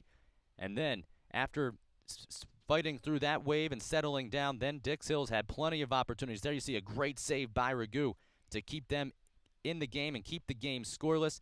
There were opportunity upon opportunity. Michael Swift Jr. had a very nice game. As you see, one of his shots that trickles just wide. He was able to earn some space, and he came close a few times. Here you see another great opportunity as this one was blocked off by the keeper. It goes just wide. Plenty of chances. And then here, the goal. Beautiful pass. Christopher McAleef set up his teammate James Contino, the state and Region 1 ODP player. You get another look at it here. Onsides all the way. The keeper almost got there, but a beautiful flick by Contino to get it over Ragu, and that would be the decider. A couple of other opportunities, but that's the final. 1-0. Dix Hills Elite defeats Sunrise Elite. Dix Hills 1, Sunrise 0. Dix Hills gets the 3 points. They now have 4 in Group A play, and they are second in the group. They control their own destiny. The winner of their game tomorrow will be Group A champion. This has been a presentation of the U.S. National Youth Soccer National Championship brought to you by the National Guard. the official armed forces branch of U.S. Youth Soccer and presenting sponsor of the national championships. By Nike, the official supplier of U.S. Youth Soccer. Capri Sun, the official ready-to-drink juice of U.S. Youth Soccer. By Turbo Sports Group, the official video streaming production company of the national championships. You can purchase any broadcast by going to turbosportsgroup.com. By Happy Family, the official on-the-go superfood. By Kohl's, the official department store of U.S. Youth Soccer. By Liberty Mutual Insurance, an official sponsor of U.S. Youth Soccer. Nestle Nesquik, the official post-game drink of U.S. Youth Soccer. Skills, the official player performance training sponsor of U.S. Youth Soccer. Sports Authority, the official sporting goods retailer of U.S. Youth Soccer. Wilson Trophy Company, the official awards, medals, and pin supplier of U.S. Youth Soccer. By NSCAA, a proud partner of U.S. Youth Soccer. And by MLS, U.S. Youth Soccer is the official grassroots partner of MLS. Once again, 1-0 your final. Dix Hills Elite gets the victory over Sunrise Elite. They get the 3 points. Sunrise is eliminated from Group A contention. Dix Hills controls their own destiny. We thank you so much for joining us here today. On behalf of our entire production team, U.S. Youth Soccer, and all those at Turbo Sports, I'm Jake Levy. Again, the final score from Maryland SoccerPlex Field 11 is Dix Hills Elite 1, Sunrise Elite 0. We'll be back with more coverage from U16 Group B action when we continue at 10 a.m. right here with the 2014 U.S. Youth Soccer National Championships presented by the National Guard.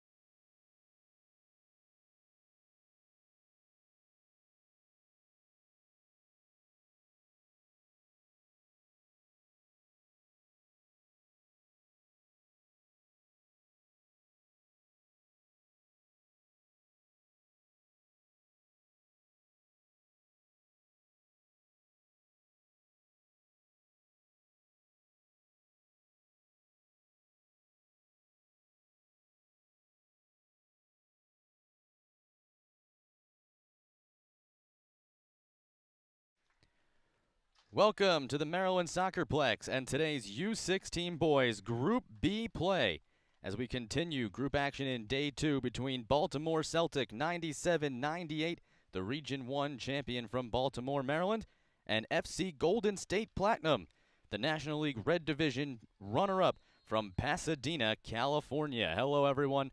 I'm Jake Levy to bring you U16 boys Group B action between the two teams tied atop Group B. After one day of play, both are 1-0.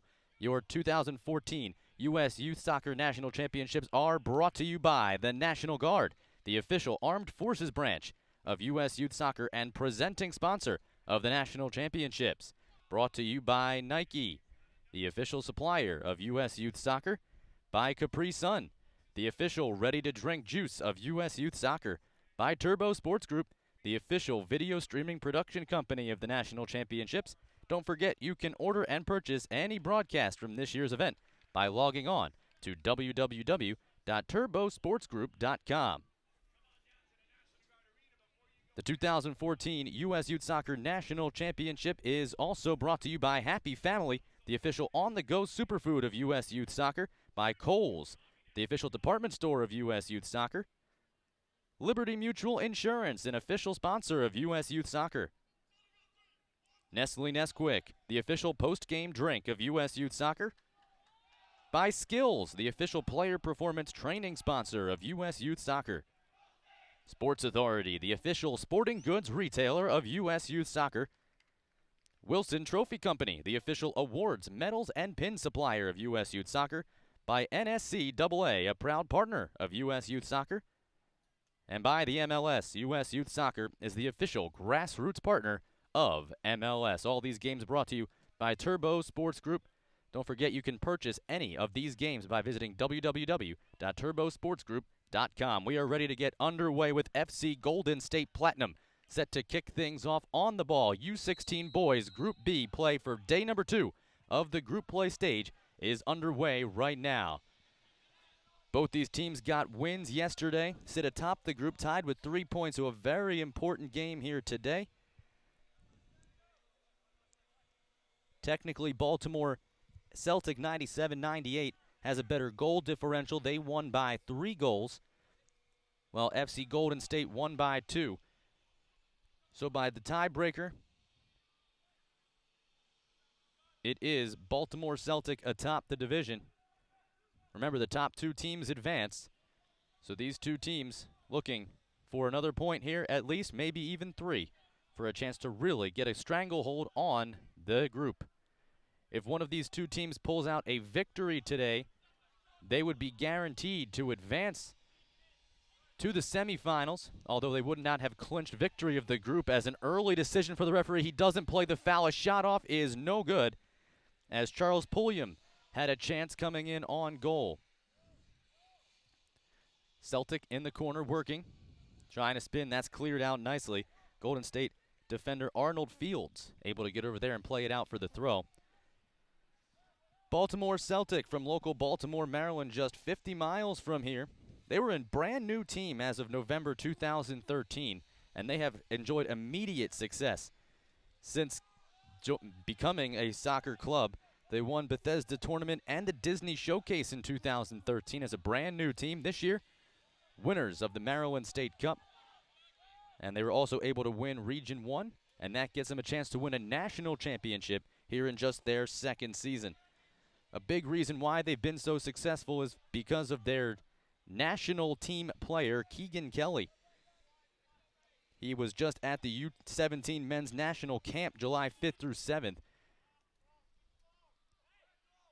So Kelly will be a big part of their plans, wearing number 28 playing in the midfield. Keep an eye on him throughout the game here today. See if Platinum can find a way to slow him down. Here's Grant Robinson. Plays it to the side. Thorne ahead.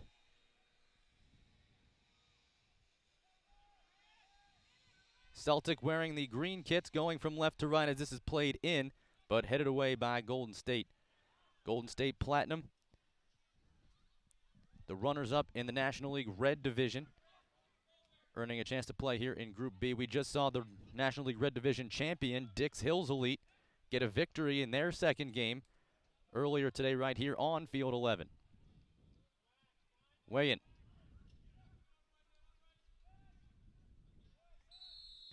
There's a whistle and a foul here. There you saw Keegan Kelly coming together with the defender, Alexander Pideau, and it wound up getting a free kick for Celtic.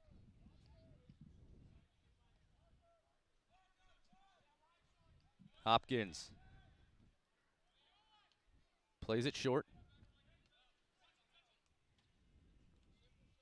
Clark tries to come to the near side, but that's intercepted by Parker Hodges. He plays it to the middle, a little bit of a turnover though. And now a chance for Celtic, taking it towards the net. They roll it in front. There's the shot. What a save by the keeper.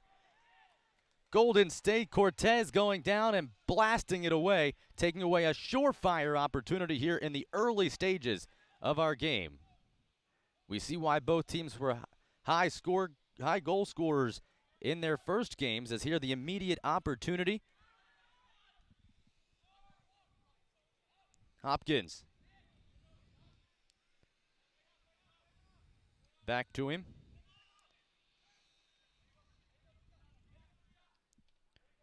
Trying to work through. Was that Kenelasto? Here's Anderson turning with it. Chips it down the sideline, but that'll bounce out of play and go for a Celtic throw. We got to take a look now at the scoring opportunity for Celtic, very nearly getting on the board first here in the match, as a great rolling pass in and the one-timer diving save to get the mitts on it. Keeps us level here in just the 5th minute. There should be chances aplenty in this game.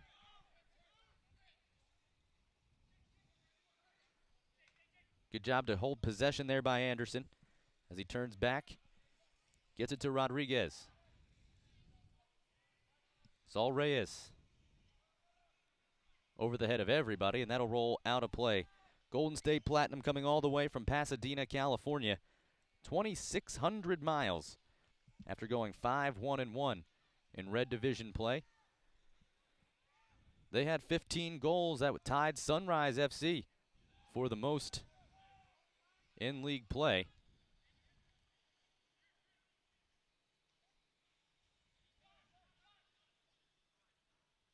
It's now a chip to the other side. Crossing through, that's blocked off.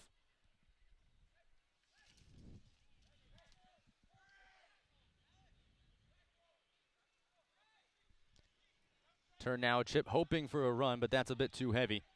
And the only person to get there is the goalkeeper.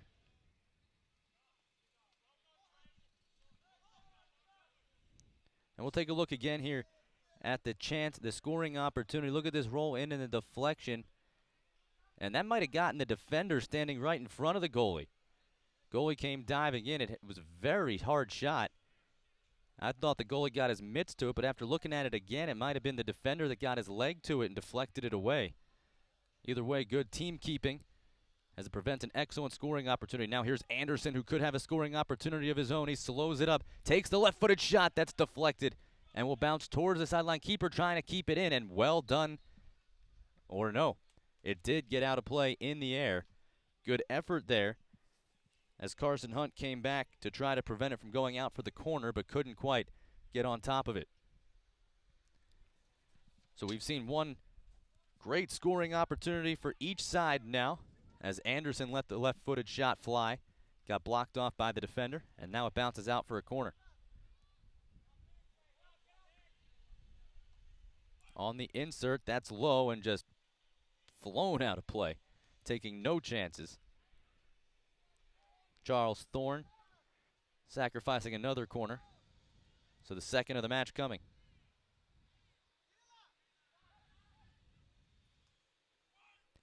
Now a sharp hit. That one is headed on.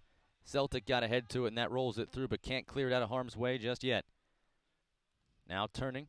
Nice left-footed clear up the sideline. Stays in play. Picked up by Platinum. Here's Saul Reyes working into space. Cuts back. Another left-footed insert looking for Anderson. That's blocked off. Rebound is chipped over the head of the defender, but good help coming through. Hopkins came in and got ahead on it. Now a sliding play. Manuel Chavez keeps it. Gets it to the near side, giving chase as Aravello. He gets a piece of it, sends it towards the middle. That's headed away by the defense. Another good piece of defending in the box. Now a battle here. And the 50-50 ball taken by Celtic, and it had to be. Controlled by Clark. And that'll get possession for Celtic.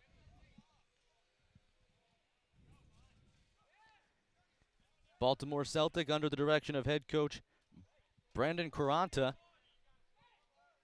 Also the coach at local McDonough High School, where Keegan Kelly, his star player, also stars. Led the Eagles to a Maryland Interscholastic Athletic Association A Conference Championship. 21-0-1 this season. So Keegan Kelly, a big part of working with Quaranta and all the success that they've had. And now they're trying to cap it off with a national championship at the club level.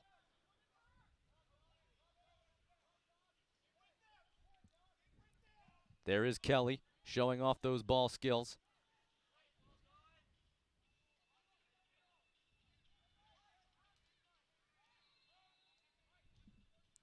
Turned up field and controlled. Celtic trying to move into attacking position now.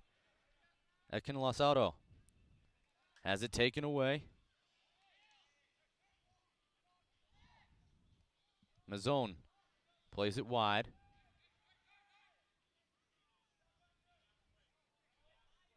Looking to make a run was Wayant. Kelly sends it into the middle. The one-touch pass off the mark. Platinum looked to move quickly, but didn't have the numbers, so they wisely slow it up. Here's Chavez.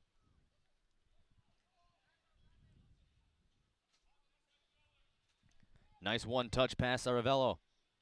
Anderson to the wing, trying to one-touch it on. That was blocked off, and now Celtic. Clark through the middle. Feeds it on through. Nice one-touch sliding for it to collide as Kelly couldn't quite corral it. Now Hopkins giving chase, but that's bounced away from him. And will go out for a Golden State Platinum throw.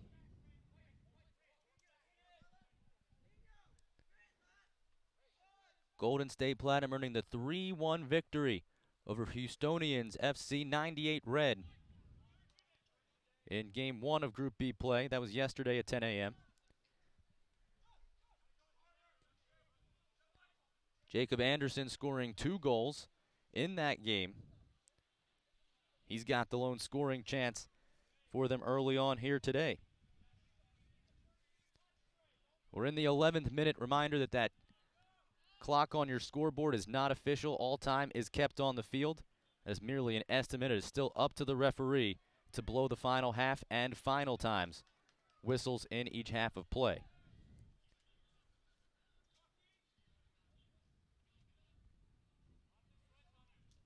Hopkins deadens it perfectly on the foot.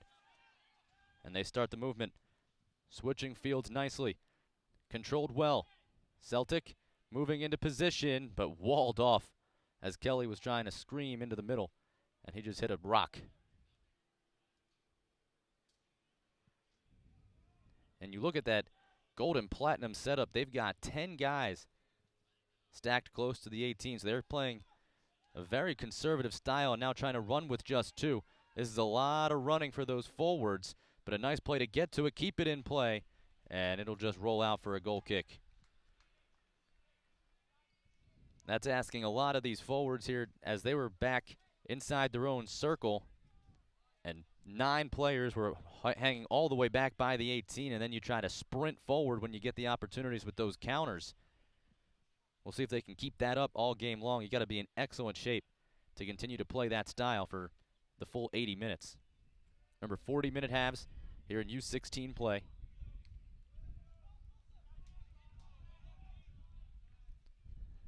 Now a bouncer finding through him, able to control it was Alexander Padot. He's got it, but it runs out as a nice piece of back defending knocks it out of play for the throw, allowing Celtic to get their defense back and at least set up a little bit here. There were two Celtic defenders around that one, and somehow Padot was able to spin through and come away with the ball, and he earns the throw in the attacking third, an advantage situation as it gets thrown into the box. Anderson heads it along, gets to it, keeping it in play, but he couldn't do much with it before it was just turned and blasted out of play to the far sideline.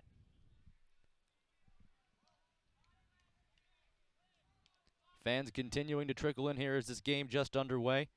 The Stadium Field, Field 11 at the Maryland SoccerPlex. Germantown, Maryland, host to the 2014 U.S. Youth Soccer National Championship presented by the National Guard. As this one is deflected out and will bounce away. Third time that Germantown, Maryland has played host to the national championships. First time in over a decade. They hosted them in back-to-back years in 2002 and 2003. And now here in 2014, the opportunity to do so again. And this beautiful Field 11 Stadium Field also hosts the women's USL team, the Washington Spirit. They're in action tonight right here on this field, so plenty of work this field is getting this week.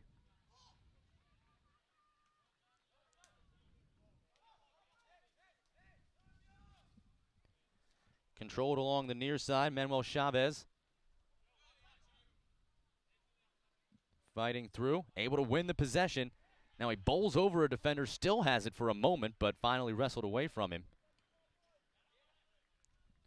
Nice job there from Pulliam to come back and take that away, but still finds its way to Chavez. Fighting through, tough defense now by Bahar, and Bahar takes it away, but whistled for the foul and the free kick coming. They started quick, getting it to Espinoza. Sliding tackle, well done. As coming up to make the play was Hopkins.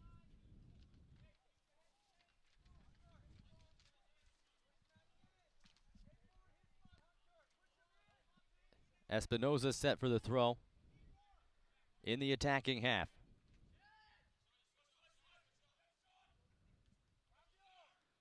They give it back to Espinoza, working down the sideline. Nice play to Anderson, but he's walled off. United States U.S. Youth National Championship games are brought to you by Capri Sun, the official ready-to-drink juice of U.S. Youth Soccer, by Turbo Sports Group, the official video streaming production company of the National Championships. Don't forget, you can order and purchase any broadcast from this year's event by logging on to www.turbosportsgroup.com. As we're back underway, 16th minute of action. U16 boys Group B. Both these teams got wins yesterday, sitting atop the group with 3 points each. And a chance with a victory today, one of these teams could punch their ticket to the semifinals.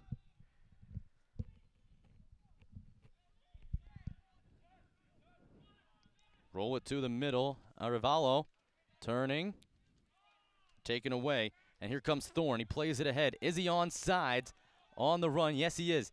Getting to it is Pulliam. He can't take the defender one-on-one, but they do retain possession as it comes back to Hopkins. He works it in towards the top of the box. Here's Kelly trying to slide one through. That's blocked off. And able to get to it and prevent the corner kick. They still will sacrifice the throw, but they'll take that instead of a corner every time. Well done by the defense along their back line.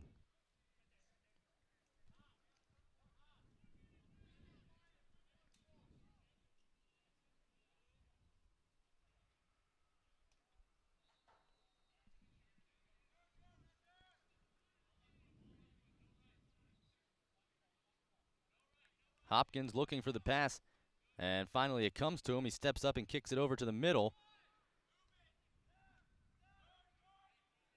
And they'll come back and reset. Here's Thorne.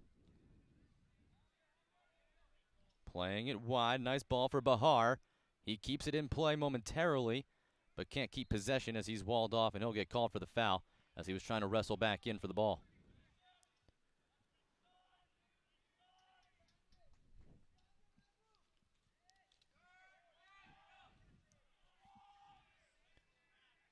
Celtic winning their first Maryland State Championship this season.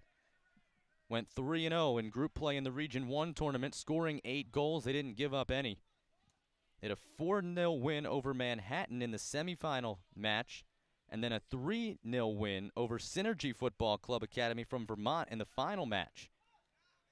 Overall, outscoring their opponents 15-0 throughout the tournament. Certainly one of the more dominating performances you will see, and they continued that success yesterday as they got the win in their first national championship game, able to pull out the 4-1 victory. Keegan Kelly on the score sheet. They gave up the first goal in the 17th minute, then scored 4 unanswered to take the 4-1 final. Now Hunt plays it to the middle. That's headed down. And that back line controls it. Nice sliding play. Coming over to knock it out was Chavez. Chavez had 5 goals in National League play from his forward position.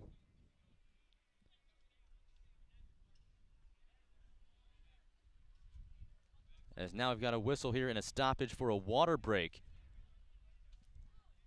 Take this opportunity to remind you that National Championship is brought to you by Capri Sun, the official ready-to-drink juice of U.S. Youth Soccer, and Turbo Sports Group, the official video streaming production company of the National Championship. Don't forget, you can order and purchase any broadcast from this year's event by logging on to turbosportsgroup.com. A mandated water break here as the sun continues to beat down. We saw this in the World Cup this year down in South America. When it gets this hot, you got these players out there running around. They need a mandatory break to come in for a couple of minutes, take a rest, have some water, make sure everybody stays hydrated and safe. And even though youth soccer allows for multiple substitutions and for you to re-enter the game, it's still hot out there, I can tell you right now. And here with the clock stopped at the 20-minute mark about, so you got to figure that they went halfway through, as we've got a couple of substitutions coming on for Celtic out of the break, taking advantage of it. As they show Nicholas Brown, the forward, entering the game. They'll start on a throw-in for the restart.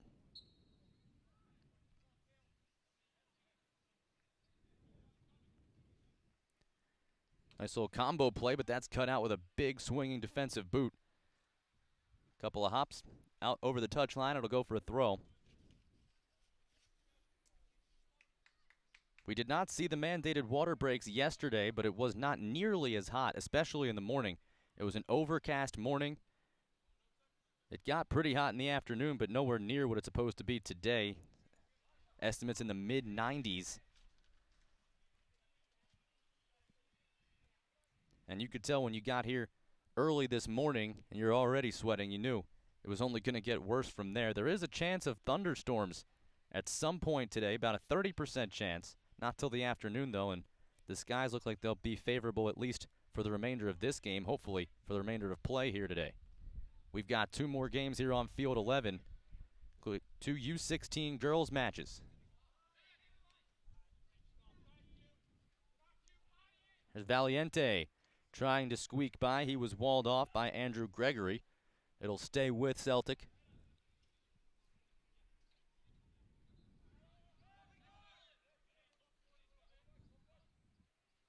Hopkins cleared away. So that quick pace that we saw in the opening few minutes with the team sprinting back and forth with opportunities has settled down a bit. We're going to get a substitution before this next throw.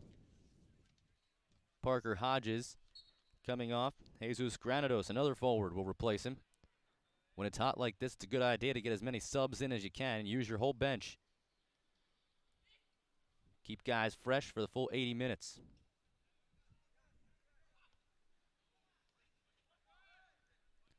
Celtic, of course, playing in local Baltimore, is used to this weather training in the summer. Pasadena, I'm not sure it gets quite this hot.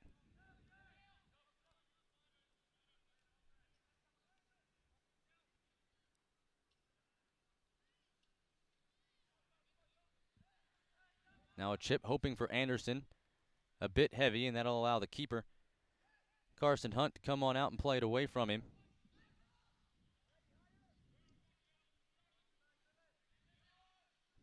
Nice sidestep flag up. There's a foul.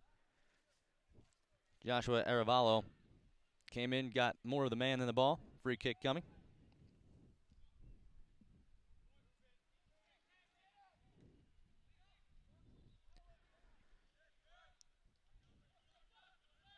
As you see here, just coming and getting a lot of the leg. That actually got more of the foot than I thought. Referee could have decided to book him. Chose not to do so. Is now wrestling and nearly winning the ball through was number 12, Charles Pulliam. But Celtic does get possession. Now here's Pulliam turning with it. He's got 4 white jerseys around him. We've got a foul and a free kick. Where was it? It's right by the box. Referee signaling it'll be outside the 18. So just a direct free kick, no penalty shot. But you see now on the setup just how close that was. And a very dangerous opportunity here for Celtic.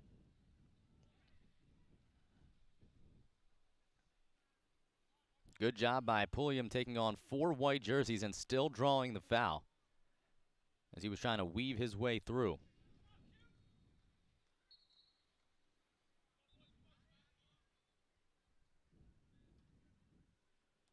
Pulliam takes this drive and it's deflected over the top of the crossbar. Keeper got a piece of it and he had to. That was a good take. And that'll be a corner. See it again. Just a beautiful strike. It was rising. Might have wound up going over anyway, but it was so close. That's not a chance a keeper can take. In tight like that, and he got his mitt to it. So the corner coming. Left-footed drive towards the net, and right at the keeper, really. And now this one rocketed out of play.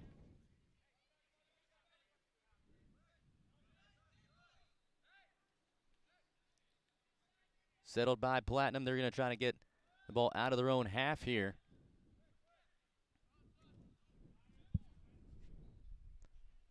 This game's got good pace to it. Both teams moving the ball quickly to this point. Is now that pass. Just a bit of a confusion there. Nets the pass going out of play, and Celtic will take over.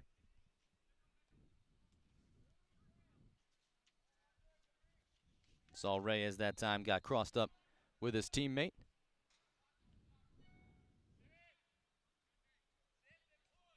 Carson Hunt now restarts on the throw.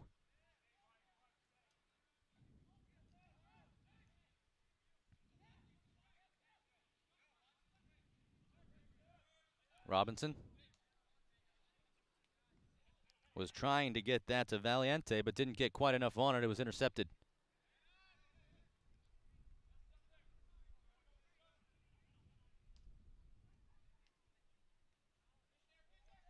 Chavez gives it to the middle. Arevalo gets the foul and tries to settle it.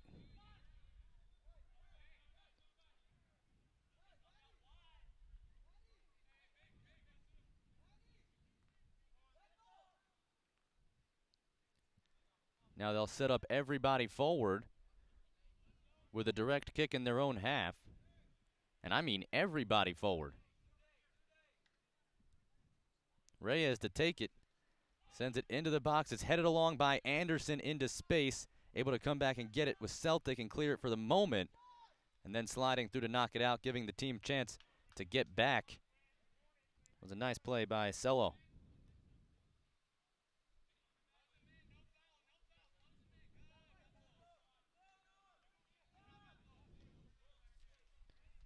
This goes out of play for a throw. We remind you that U.S. Youth Soccer National Championship brought to you by Liberty Mutual, an official sponsor of U.S. Youth Soccer.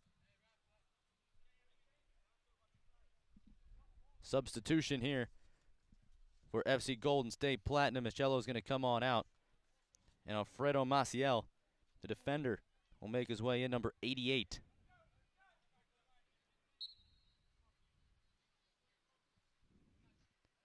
He comes right in. They go his way, but it gets intercepted first. Now a combo play puts that through on net, and that forces Hunt to come on out. Anderson was in the area, as was a few other runners. and Hunt just shut it down. Now a long pass, hoping for Ekunlasoto. Couldn't get to it. He's charging after it now. It's deflected away. That goes to Bahar. And Bahar gives way that time. As Kelly weaves his way in. Passes to Valiente. Hopkins back to Valiente. One-on-one training now, and he gets walled off as the help came and there was nowhere to go. That one's kept as it drops down to Bahar. He gets it to Valiente, but he's walled off again. Nice job by that control by DeShields. And now they reverse field. Platinum scrambling to get back into position, but they do so well. Reyes was able to step in. And now a slide that was very close to taking out the body. And a big shoulder, and we've got a whistle. Referee reaching right into his pocket immediately and going for the yellow. And a little bit of extras now. After that was a big-time shoulder. And Celtic's got a player still down. Looks from over here as though it's Wayant. He hops to his feet rather quickly. Appears to be all right. Celtic head coach Brandon Corana going to come out, make sure everything's okay. But the yellow card issued, and now the talking continues. As it was little time wasted between pulling that yellow for the referee and the play before that. I thought maybe. As you take a look here and see the two come together. There was the foul I thought they would call. They didn't. And then here's the foul they do call with the forearm and everything up high. And that is really a dangerous play and just flat out unnecessary. Alexander Pedot, the midfielder, getting the yellow here in what was the 29th minute.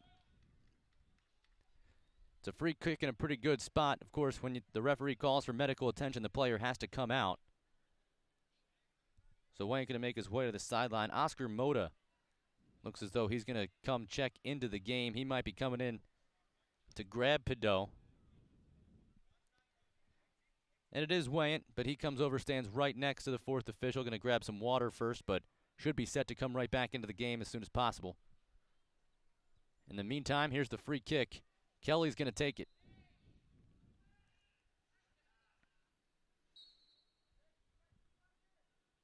Can they make Platinum pay? And nice job by the keeper to line himself up and get above everybody. Weighing back in, so he's all right after taking the shoulder, elbow, forearm, just about everything to his neck and above.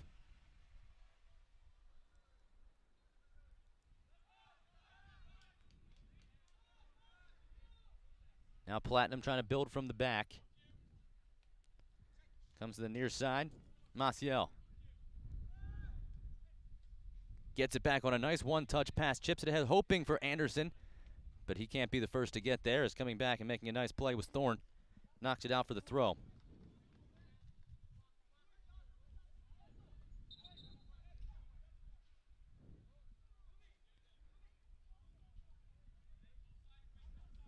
Well, we saw Oscar Mota go over to the fourth official, but he did not get subbed in the game just yet, even though we have had a stoppage.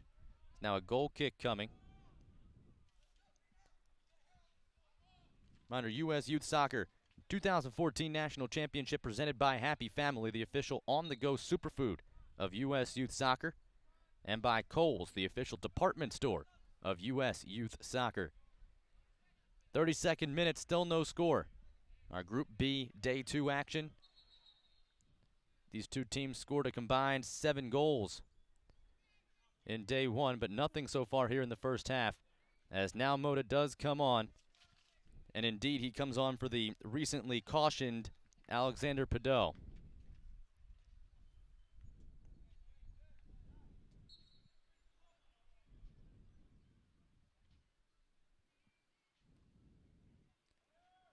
Goal kick restarts things.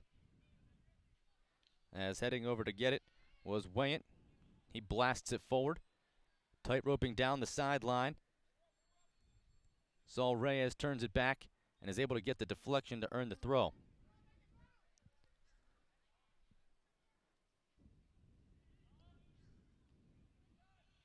Popped in the air, couple of headers, and nothing but green jerseys around it. It was a good job from the 50-50 ball to go over and get it for Platinum, to at least force it forward, although Celtic winds up with possession anyway. Here's Hopkins. Now he gets it back, but his big boot attempt is blocked off. Granado's got a piece of it. Now it's chipped down the sideline and headed out of play. As coming back was Thorne.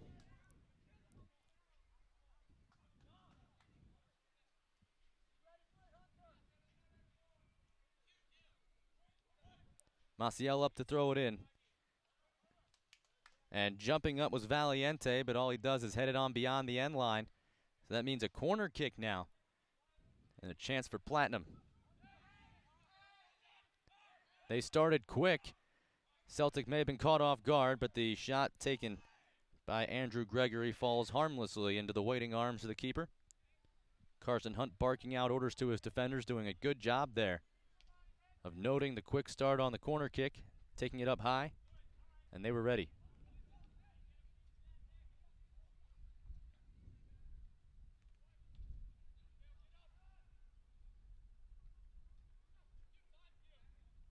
Valiente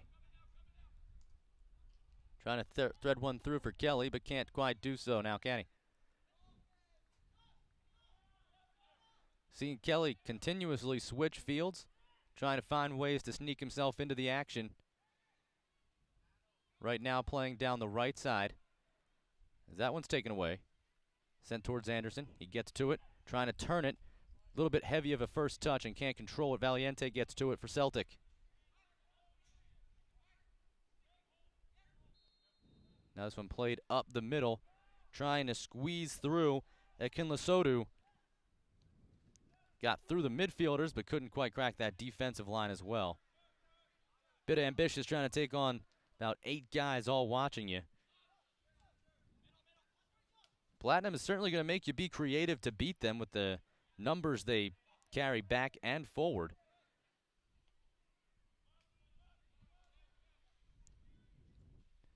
In the heat like this, you wonder what kind of toll that may have late in the game.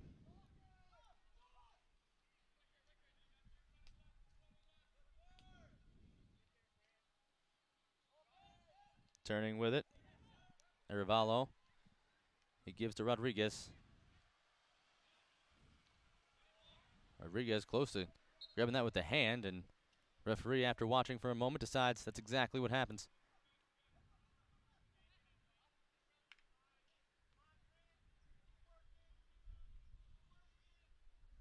So the free kick, everybody will press up. And with everything set, Kelly restarts it.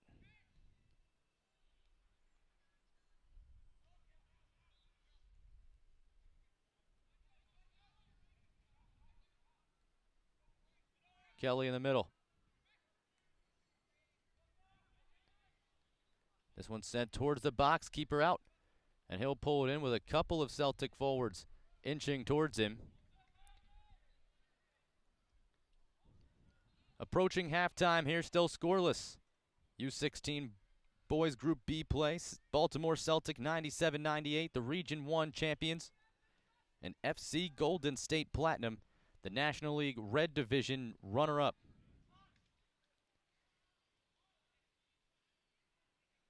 Trying to fight through and impose their will. This comes to Anderson.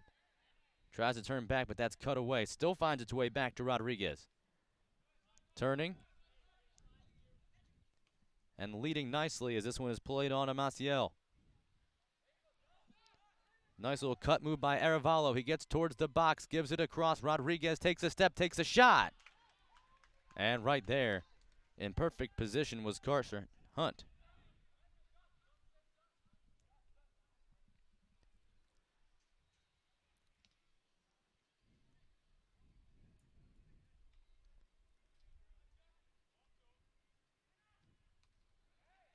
As you take a look here, Nice little pass through, and then Chavez just rips one left-footed, but keeper in perfect position and really just shot that right at the center of the net.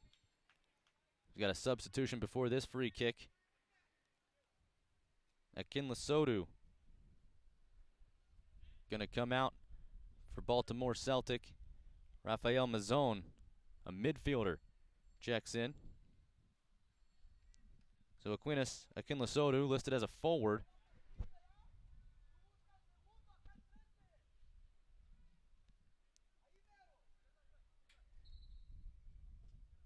And right now, they don't have really any forwards, at least listed on their roster, in the game for Celtic.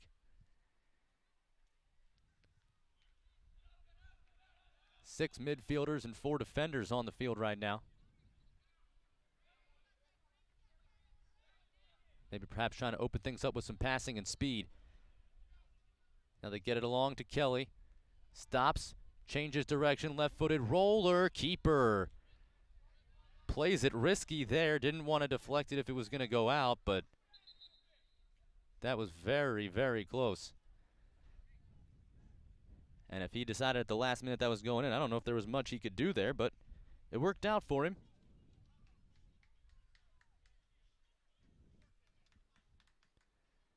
Substitution coming. Golden State Platinum sending Ethan Prinz a forward on. Andrew Gregory.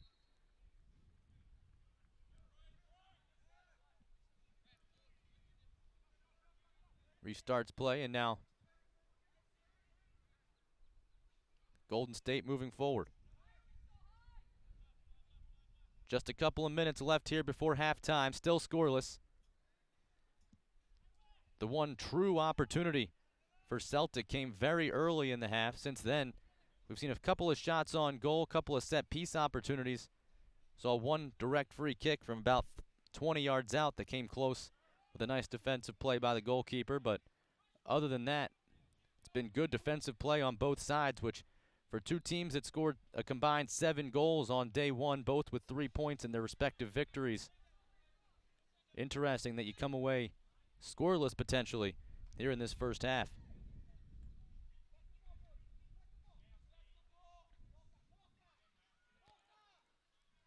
Nice play down the sideline. Granados trying to play give and go with Prinz, but he gets it back, and now a foul called. Prinz tried to pass it back. It got deflected right back onto his foot, and perhaps a bit of a panic play as he was tripped up. And that'll set up a free kick from just about 25 yards out. Of course, he'll set the wall here. Final moments of this first half. Could it be the chance that Platinum Gold needs to strike first? Granados and Chavez both standing over the ball. Looking on is Reyes. Chavez with 5 goals in National League play.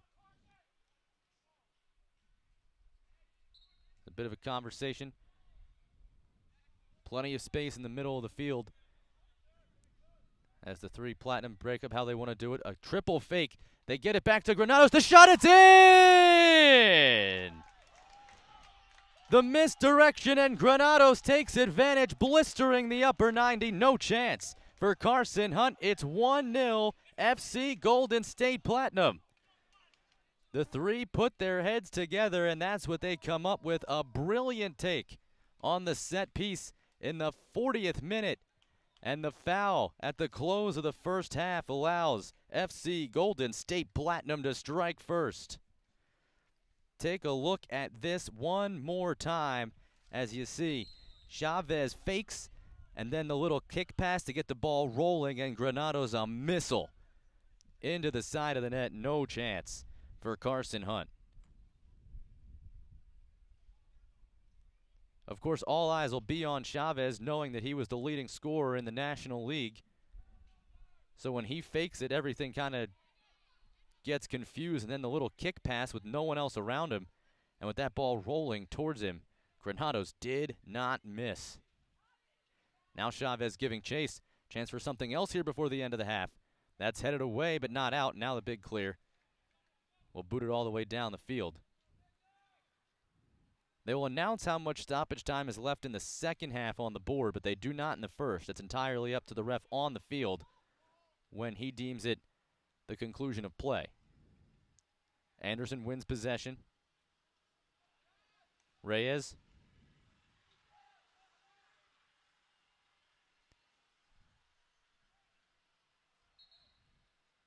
And there is the whistle for halftime. So in the final minutes, a set-piece free kick for FC Golden State Platinum. Jesus Granados with the rifling shot into the upper corner. Here you go. This the lone goal in the first half. The fake by Chavez, and then Granados set up, and the rifle shot from 25 yards out gets Golden State the lead here in a game where the victor will punch their ticket to the semifinals. It has been an exciting first half. We were going to be surprised if it went scoreless through one, and it did not. You're watching coverage of the 2014 U.S. Youth Soccer National Championships presented by the National Guard, the official armed forces branch of U.S. Youth Soccer and presenting sponsor of the National Championships. By Nike, the official supplier of U.S. Youth Soccer. Capri Sun, the official ready-to-drink juice of U.S. Youth Soccer. Happy Family, the official on-the-go superfood of U.S. Youth Soccer. By Kohl's, the official department store of U.S. Youth Soccer. Liberty Mutual Insurance, an official sponsor of U.S. Youth Soccer. By Nestle Nesquik, the official post-game drink of U.S. Youth Soccer. By Skills, the official player performance training sponsor of U.S. Youth Soccer. Sports Authority, the official sporting goods retailer of U.S. Youth Soccer. Wilson Trophy Company, the official awards, medals, and pin supplier of U.S. Youth Soccer. NSCAA, a proud partner of U.S. Youth Soccer. By the MLS, U.S. Youth Soccer is the official grassroots partner of MLS. And by Turbo Sports Group, the official video streaming production company of the National Championships. Don't forget, you can order and purchase any broadcast from this year's event by logging on to www.turbosportsgroup.com.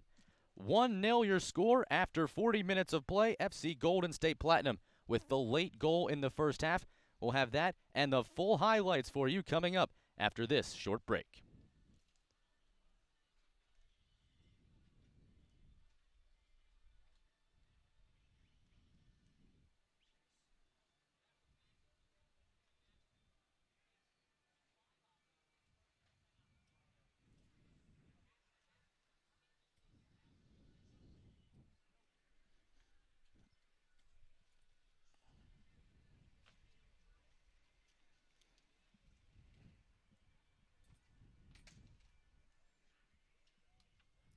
Clear?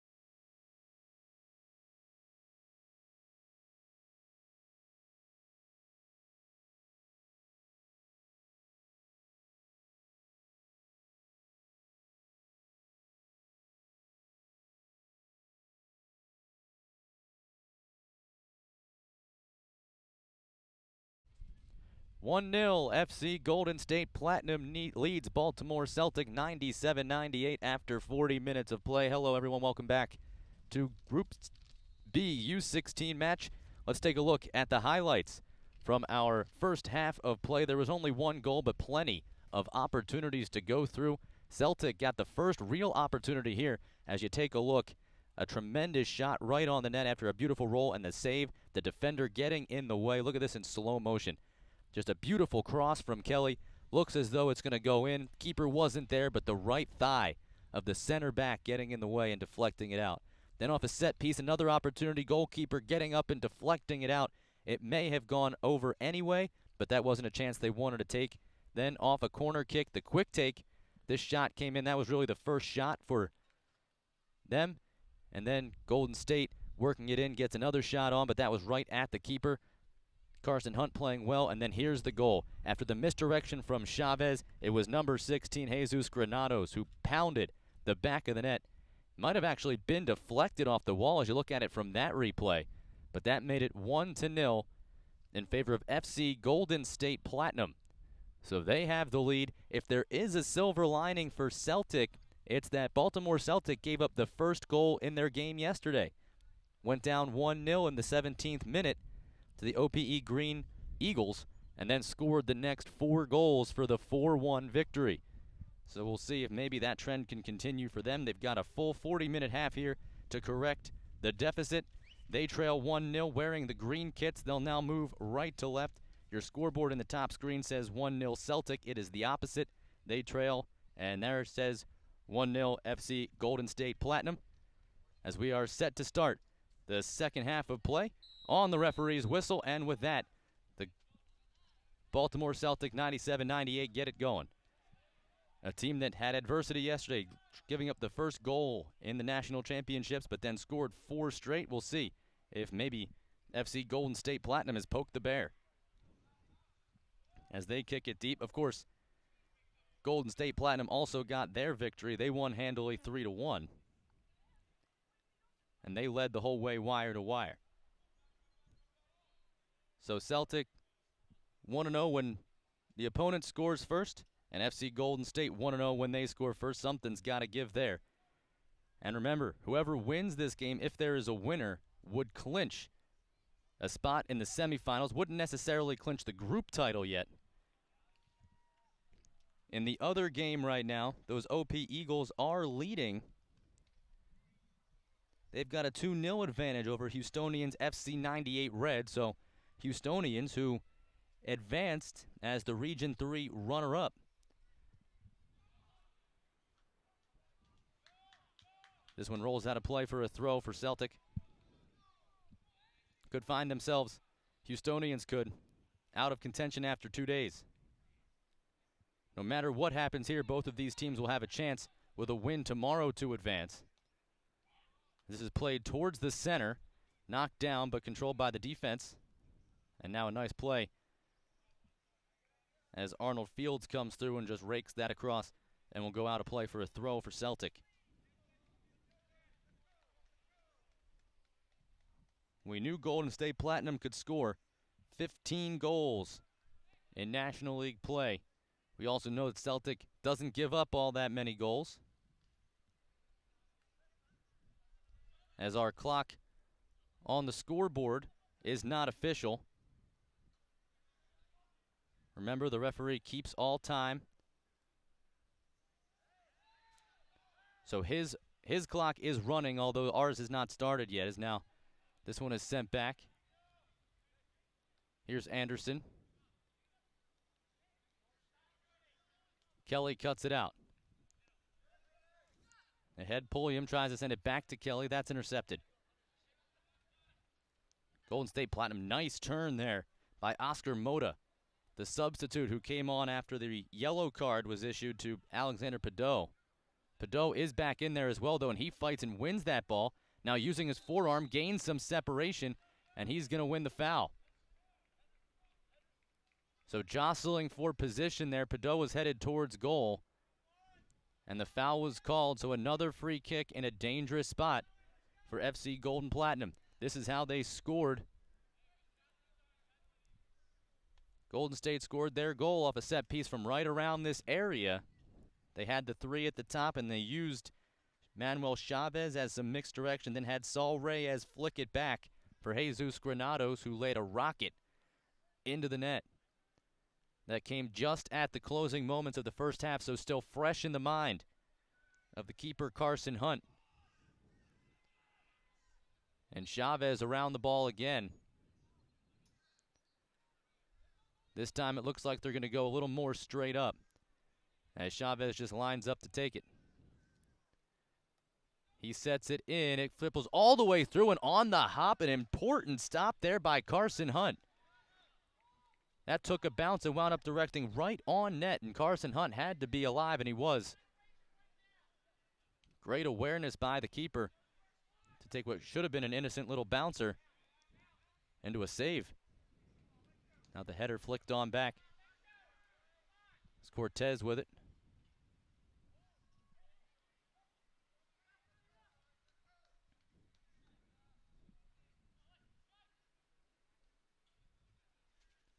This is flicked along but played back by Celtic. Working down the sideline, Clark. Tried to feed it through, got it to Pulliam, but Pulliam stopped. And this comes back as far as Bahar.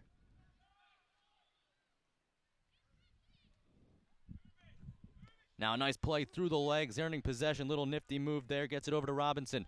Robinson lays it near side to Wayant. Wayant, stop and start, reverses direction. Kelly.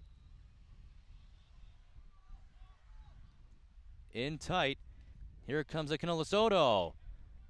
And the shot well off the mark. That'll be a goal kick.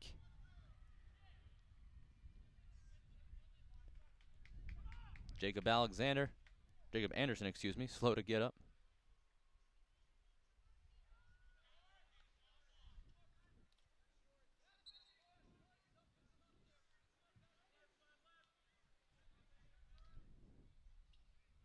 Reyes.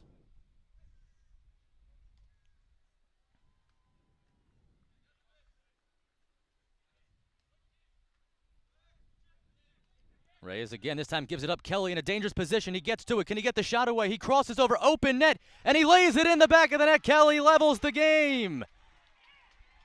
Kelly makes them pay for the turnover, taking the ball and beating the one defender and the keeper. It's all level at one aside. Big time finish from Kelly. His second goal of the national championships. And it's 1-1 here in the 51st minute. Reyes just got caught in no man's land, trying to decide if he could pass it back to the keeper as we take another look here. Just a little bit too heavy of that first touch, and Kelly was on him so quick. Beats the defender coming over. Keeper stumbles a little bit as well, and then, that's just target practice for the U17 men's national team player. Now Chavez tries to send that into the box. That's walled off. Anderson with it. So as I said, Celtic gave up the first goal yesterday, scored 4 straight. As this one's cleared well out of play. That comes up level with us, hits the tree to my right.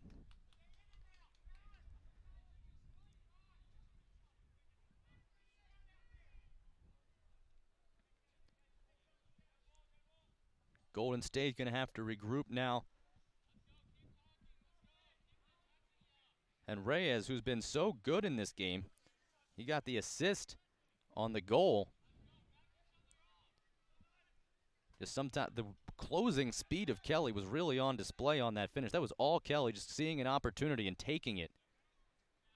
And then once he got the ball, everybody else was unsure. But Kelly knew exactly what to do as the foul called there. And a free kick coming. Rodriguez whistled for the infraction.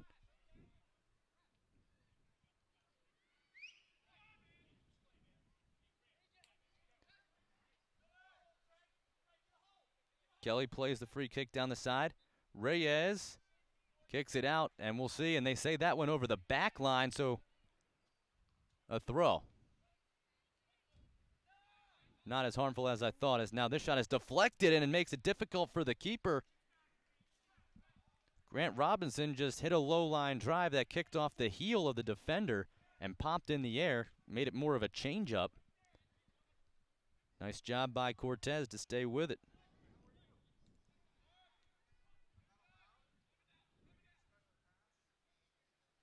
Kelly walled off, and that'll draw the whistle. Trying to squeeze his way through Arnold Fields. Got to him and imposed his will. Referee imposes his with the whistle. Free kick in the attacking half here. Not exactly close enough to think about a shot, more than likely. But definitely a chance to put something into the box. See if you can't get a header or a redirection on net. It's going to be Colin Wayne to take it, so they get everybody forward. And they're going to go short with it. Akinla Sodu tries to take a shot. That's blocked off. Kelly shakes off one defender, but then meets three and can't get the ball through. Nice tackle there. Celtic, and the foul is called. Wayan can't believe it. Wayan called for the foul. That happened right in front of us. We've got an eagle-eye view from where we look. That looked like a good, clean tackle. The referee was on the opposite side, though. As this one's flicked in on the keeper. And here we'll get a replay of it. And no, good call. He got the ball with his other foot, but that left foot came out and caught leg. Kelly chips it ahead now. Pulliam crosses in front, and a little bit of confusion there as Pulliam came across. Clark thought he was going to take it, and he didn't. So he just left the ball there, and that allowed the defense to get to it. Now watch out here as Moda's onsides and nearly got behind the ball. But now a turnover here. Moda a chance to send it into the box. He lays one on the ground. It's kicked back to the top. Spinning with it is Rodriguez. He puts it up, but it's taken away by Celtic.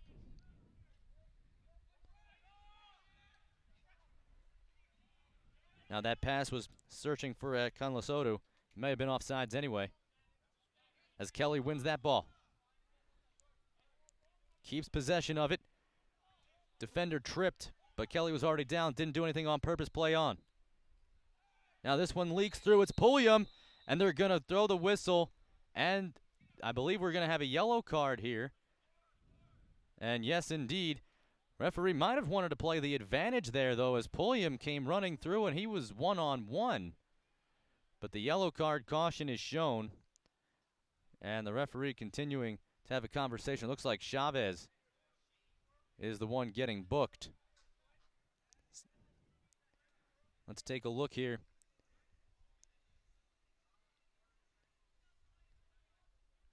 And yeah, that's the wrong kind of football, son. Referee issues the yellow card. So Chavez now booked, as is Alexander Pideaux.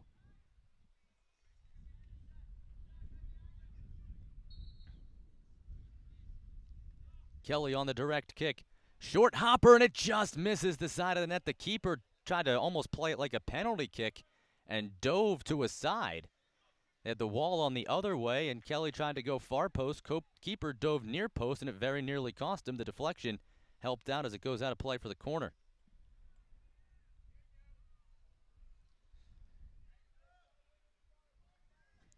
So Kelly will take it again.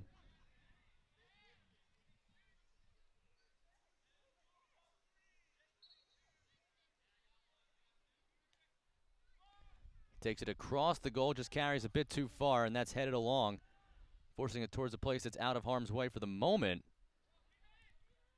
And then Clark couldn't keep it in play as it'll go for a throw for FC Golden State Platinum. All level here, one aside in about the 54th minute.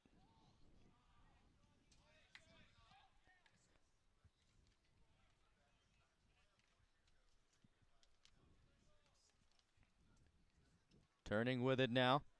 Play it along the back. Charles Thorne. Left-footed send. That'll hop out of play. U.S. Youth Soccer 2014 National Championship brought to you by the National Guard, the official armed forces branch of U.S. Youth Soccer, and presenting sponsor of the National Championships. Brought to you by Nestle Nesquik, the official post-game drink of U.S. Youth Soccer. And brought to you by Nike, the official supplier of U.S. Youth Soccer.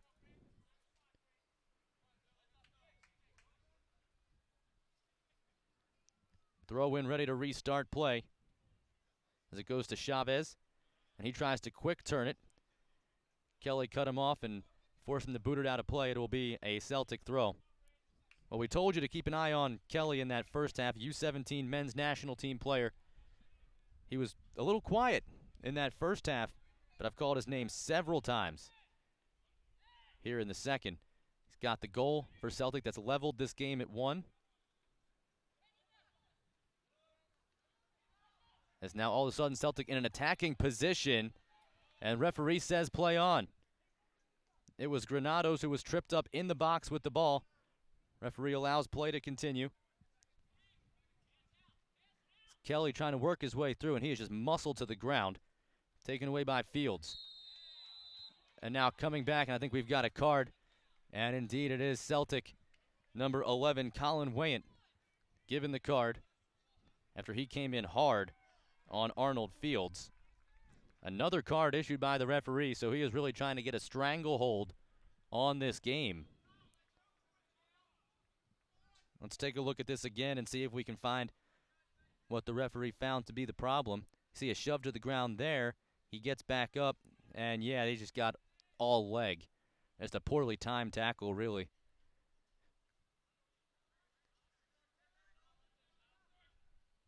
And now Reyes, after the booking.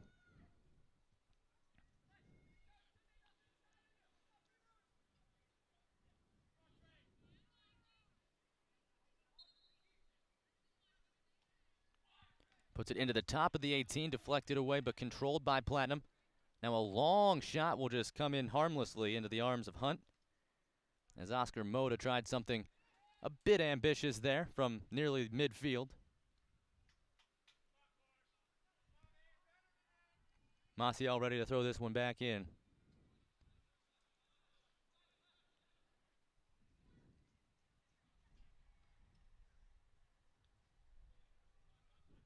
Turning with it, Bahar. That's cut out. Now up the middle. A lot of quick passes through the middle, not working for either side here, as both are continuing to try this solution to breaking this draw. Chavez lays it along. That pass cut out nicely. Sliding stop by the right back, Andrew Hopkins. And now a whistle and a foul called. And I believe they're going to get Sean Clark for the trip up. And another dangerous free kick area. It's Chavez on the ball, as is Anderson. And now they'll walk away.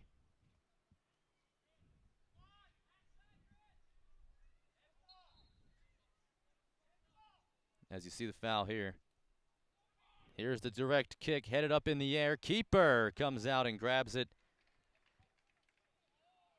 That thing was floating for an extra second, and Hunt made sure he was going to pull it in.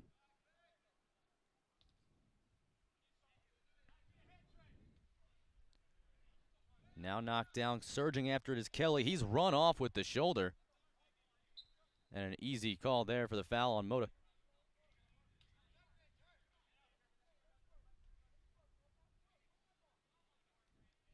Turning with it, Wayant. Lays it ahead. It's Pulliam. Into the middle. Sets it back for Bahar. Robinson. Kelly. Wayant.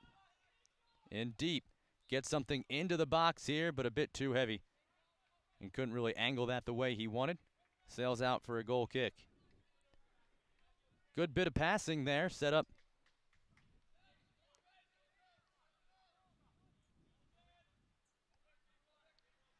the chance for the cross, but Wayan couldn't quite get it to go.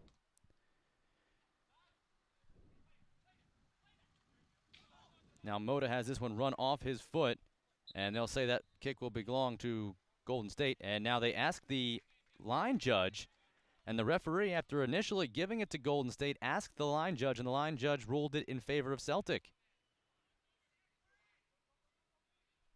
Bahar immediately asked for the ball. He was pretty sure it was his. And the referee, well, when you're not sure, all you can ask is that you make sure you get it right. No need for egos in that situation. And he asked the side judge, and the side judge helped him out.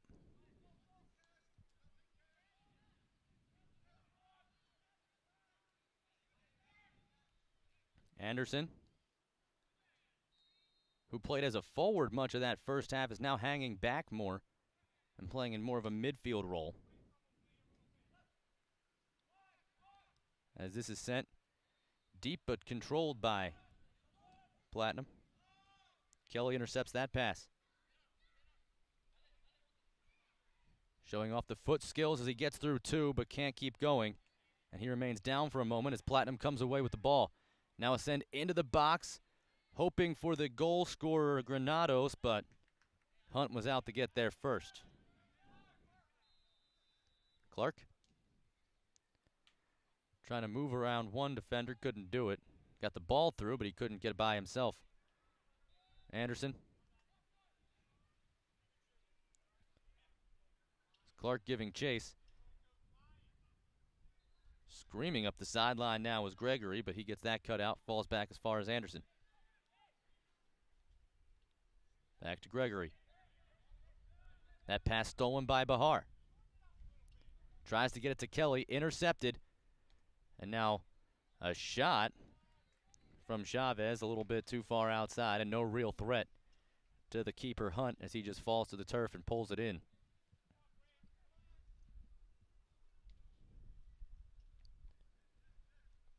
Now his boot searching for Kelly. He gets around the defender but can't get to the ball in time as it skips out of play.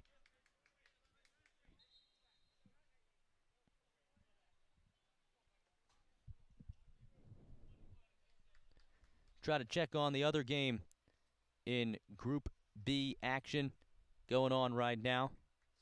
Last we checked, OP Eagles Green was leading 2-0, and that has doubled. It's now 4-0 in favor of OP Eagles Green as we come to our water break here at the 60th minute. A little bit beyond probably, but just about halfway through this second half. Both teams will get a chance to regroup and get some water. Gives us a chance to catch you up on that other game. OP Eagles Green scored 2 goals in the first half, got 2 in the second. Emmanuel Dapa has a natural hat trick. He scored the first 3 goals for the OP Eagles, scoring in the 17th and 40th minute. Then early in the second, got the 43rd minute goal. Brian Wu broke the streak with a goal in the 53rd minute, as they lead 4-0, and Houstonian Football Club is looking at a very early exit to the 2014 National Championships. That means that the OP Eagles will have 3 points. They face Golden State Platinum next, so any type of result here in this game for either side will put them in first place, as we're going to take a look at the goals here from today's match. First, to get it started, it was the set piece for Granados off the nice little flick and misdirection into the upper 90. And then off the little bit of indecision, all it takes is one misstep by Saul Reyes, and Kelly does the rest. Makes the defender miss, stumbles the keeper, and then puts it in softly into the net. 1-1, we're all level as the water break concludes and we come back to live action. So the way the group breaks down right now, these two top with 3 points each. It looks very probable that OP Eagles Green will finish day 2 with 3 points. So if these two teams were to have this result hold, they would be tied atop with 4 each. If one team were to get a victory, then they would lead the group with 6, and the other would be tied with OP Eagles with 3.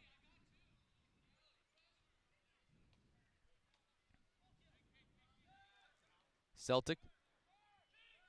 Brilliant passing here to maintain possession. Bahar for Kelly. Little cross step.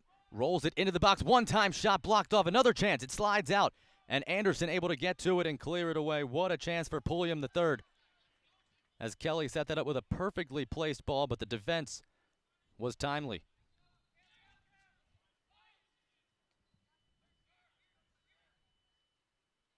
Bahar for Pulliam. He's run off, but able to maintain possession. Well done. Slides it across the Canelo Soto. Comes all the way back, Rodriguez. Going wide. Now they play it in the middle. Bahar, the shot save made. Rebound, they score! It's Pulliam in the right place at the right time, and he does the backflips to celebrate. The rebound goal, 2-1, Baltimore Celtic leads. Excellent opportunity. The keeper made one heck of a save, but the rebound falls right to Pulliam, and he has the easy one-timer for the second goal of the match for Baltimore Celtic. Watch this. Bahar with the shot. Keeper gets his mitts to it, but no one around Pulliam, and the perfect deflection if you're Baltimore Celtic.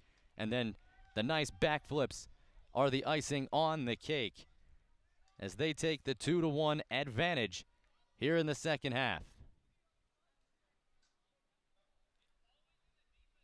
That started from the midfield with brilliant passing, working it all the way around as we're going to have a substitution.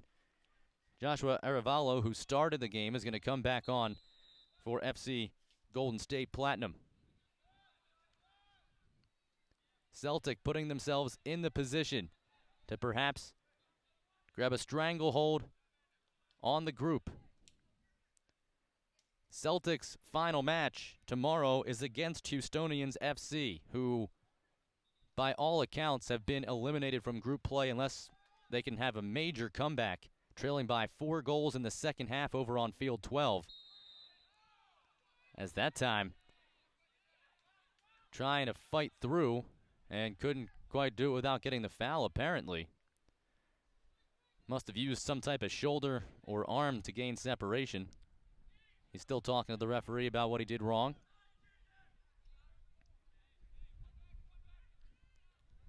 Remember, our clock not official. We have it in the 66th minute. We play 80 plus stoppage time, and it's up to the ref to blow that final time. Sent towards the box. Header kicked away. And Anderson coming up, but we've got a whistle and an injury. It's a head injury, so they have to come out. A bit of a collision in front of the net. The referee saw it as a head injury, so immediately stopped play. He's up and moving, which is good to see. But you saw the headband even fly off, and that's usually a pretty good indication of where you were hit. So he's got to come out. All the talk about safety in all sports, and especially at the youth level. You see a lot of these FC Golden State players wearing those padded headbands. As we're going to take a look again here, see if we can find what happened. Here's the cross into the middle, and oh yeah, the heads just collided. And that's never good to see. Hopefully everybody's okay. Make the right decision to take him out. Hopefully he'll be able to return to action shortly. As it looks as though it was Reyes who makes his way over to the bench. He might be checking in for the injured player. We'll see. Right now, Golden State playing with 10.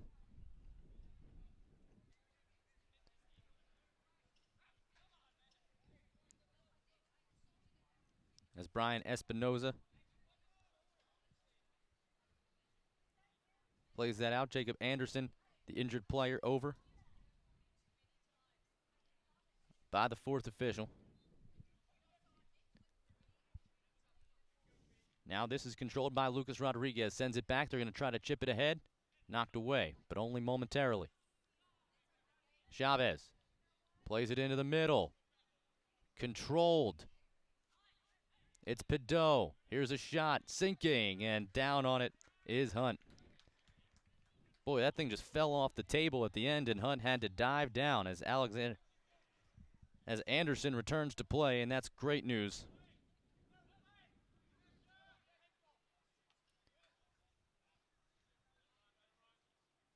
That'll roll out of play. Go for a throw for Celtic.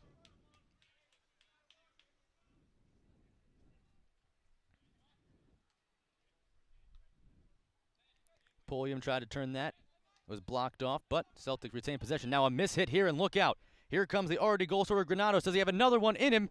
Just wide. Tried to pull the trigger with the left hand. A miss hit by Michael DeShields as he tried to just pull that one out of the air, and he comes up a little bit limp. Still on the ground. Take a look here. He got the one hopper, and he just couldn't control it, and then that left Granados in all alone, but great recovery. Coming all the way back. He was the one who mishit it, but DeShields certainly made up for it. And he might be cramping up a little bit here as his teammates try to help stretch him out.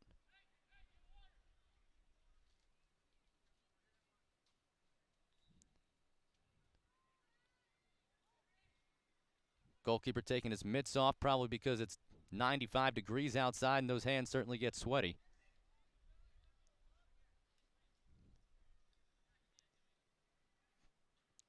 Very hot up here on top of the press box as well. It's been hot since early in the morning. Temperature's supposed to get to about 95 without the heat index. Our game time temperature was in the upper 80s when we started. I'm sure it's crossed into the 90s at this point as we inch closer to midday.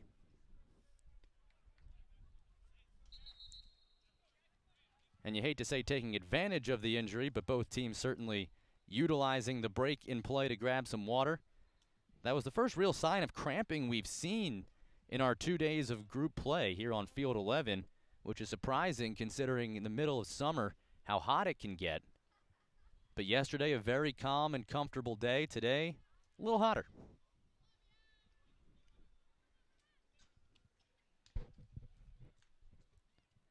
So after the bit of a break, DeShields looks to be okay. He's going to remain in the game. He was flexing that left leg and continues to do so. So we've crossed into about the 71st minute. We'll let you know that U.S. Youth Soccer 2014 National Championships presented by Skills, the official player performance training sponsor of U.S. Youth Soccer, and by Sports Authority, the official sporting goods retailer of U.S. Youth Soccer. 2-1. Baltimore Celtic leads. Should this result hold, they'll have a stranglehold on Group B. Remember, the top two teams advance. So Golden State Platinum certainly wouldn't be out of it, assuming the other field holds and the OP Eagles green squad keeps their 4-0 lead. They and Golden State Platinum would be tied with 3 points in second place. And OP Eagles and Golden State play tomorrow. So that would be the game of the day in U16 Group B.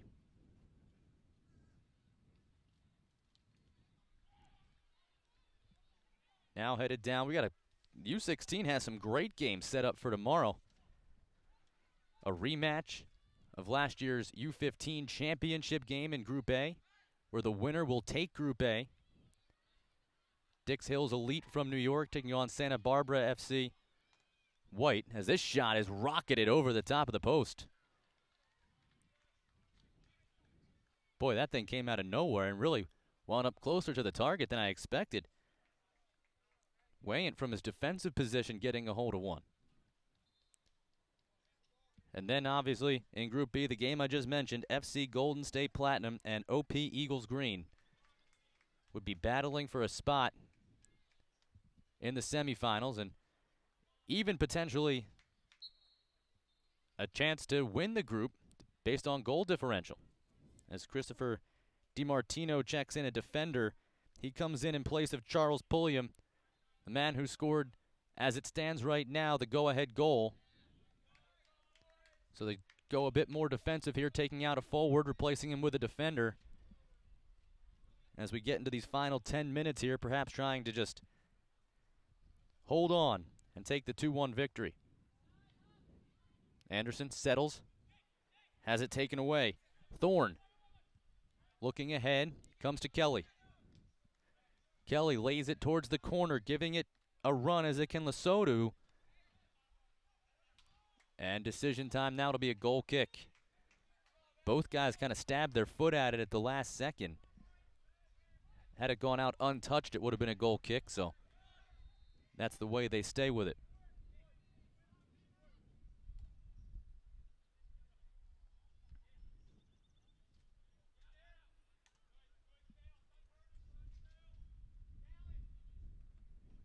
Lesotho couldn't quite grab it. Gregory heads it back to the keeper. Here's Cortez. Blasts it forward. But Lesotho gets to it, heads it up in the air, and again, this time Fields heads it back to Cortez.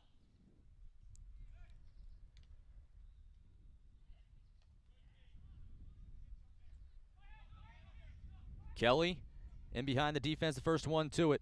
He's taking on 2 defenders and can't quite get through, and now he banged his knee.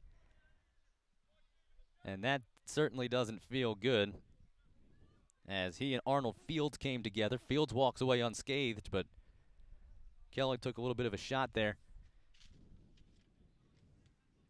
Having that inside of your knee, there's a lot of meat right there. And sometimes if you catch somebody right on the bone and they don't exactly line up right.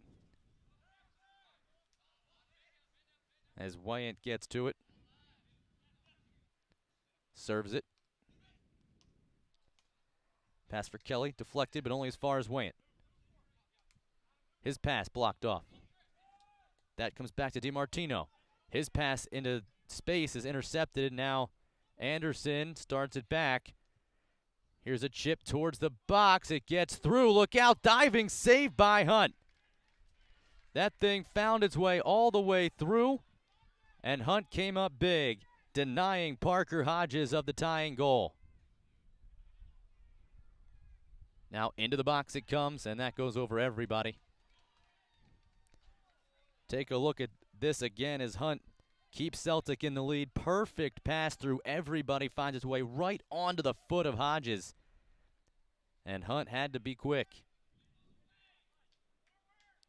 Hunt hasn't been really tested too much so far today. The one goal he gave up, he had no chance. And other than that, he's made a couple of nice saves when tested. That, to this point, his finest. Espinoza trying to track this down. And it runs out. It'll go as a throw for Celtic. So a nice job by Nick Brown. Earns the ball, throws it into Bahar. Try to get it back to Brown.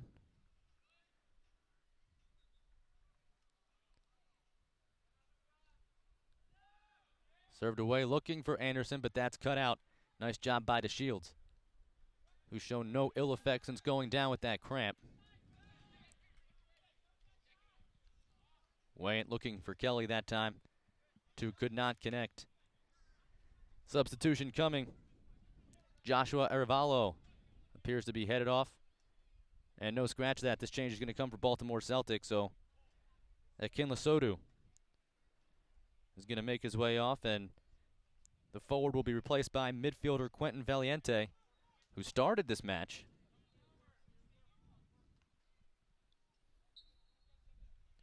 And Quentin will get a chance as he comes on right away, chasing down the ball. Mazzone, far side.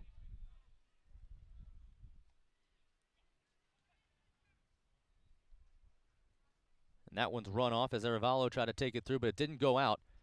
Anderson had that glance off his shoulder. Play resumes, and a whistle and a foul called here against Celtic. Charles Thorne went sliding after it and caught a piece of the shoe, so another dangerous spot for a free kick. Golden State Platinum's lone goal was off a set piece, very similar to this, just a bit closer. They used some misdirection to get a rolling shot that rifled the upper corner in that one. Last time they were up, they just tried to play one across, and that wound up being dangerous as it one-hopped onto the keeper, and Hunt had to make the dive to get a hold of it. They'll go straight up again, as this one's rifled to the corner, and Hunt's there. This time Granados, who scored in a similar spot, tried to go back to it. Didn't get quite as much on this one and didn't have the advantage of the misdirection, and Hunt stands tall. Celtic still in front 2-1. Eliente loses control of that. Celtic gets it back. Kelly stops it. Turning. He'll take it back and go to Wayant. Wayant ahead. DiMartino. DiMartino looking for Valiente, a bit too sharp. But this clear comes right into the lap of Robinson. Robinson to Valiente, back to Robinson, to Valiente again. Now they come out. DiMartino. Wayant. Kelly. DiMartino. Playing down this left side exclusively here in this second half. As the deflection runs out of play. Says it was last touched by DiMartino. It'll go as the throw for Golden State Platinum. Nearing the end of regulation here. We have it as the 80th minute. Reminder, U.S. Youth Soccer National Championships brought to you by Wilson Trophy Company, the official awards, medals, and pin supplier of U.S. Youth Soccer. By NSCAA, a proud partner of U.S. Youth Soccer, and by MLS. U.S. Youth Soccer is the official grassroots partner of MLS. We've got a injured Golden State Platinum player as he comes up hobbling. It happened away from the play, so unless it's some type of calf cramp, which the way he's running, it looks like that's exactly what it is. But he's got to come off the pitch, gets off on his own akin.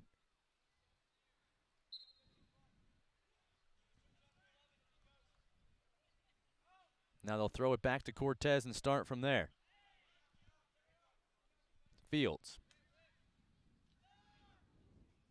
Looking for Anderson, but it hops ahead. And instead it finds Hodges. Inside, he puts it towards the box. Still in control, Platinum. Looking for something here. Pideaux to the box, headed away. Hodges going for it again. It's still loose. Anderson watches it roll by. And charging out of his net and scooping it up is Carson Hunt. If you're going to go get that one, you've got to be sure you're going to be the one to get there. And Hunt does indeed do so. No signal of stoppage time to this point. We've seen 2 goals in the half, both of them scored by Baltimore Celtic. They lead 2-1.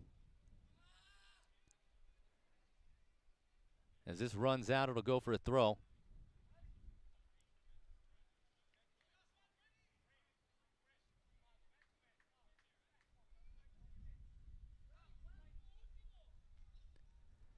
That final whistle can come at just about any time now,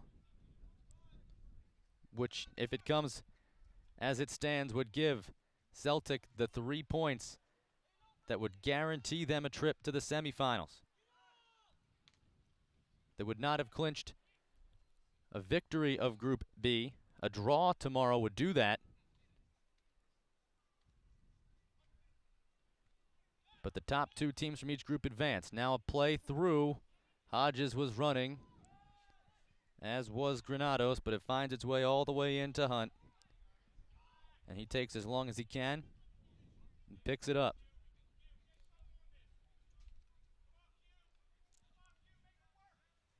Looking for Valiente. His header finds Kelly. Kelly turns. All sorts of space. Now tries to send one through. He was hoping to get to Brown, but couldn't quite do it.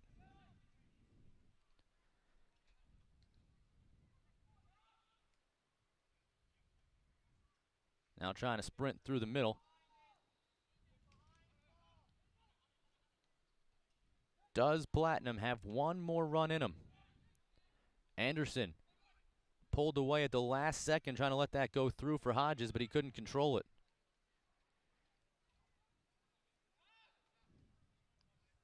Pideaux sends it towards the middle. This is blasted deep and headed away.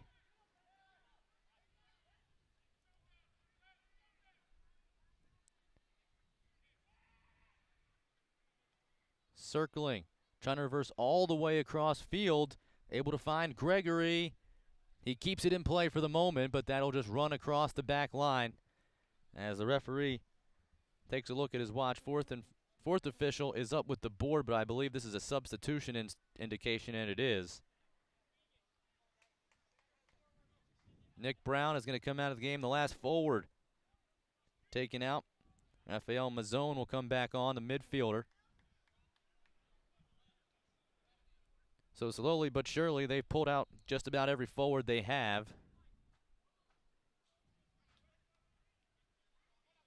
And now they're going to be content to play fast and play with the guys who are a little bit sharper passers and not so much the finishers.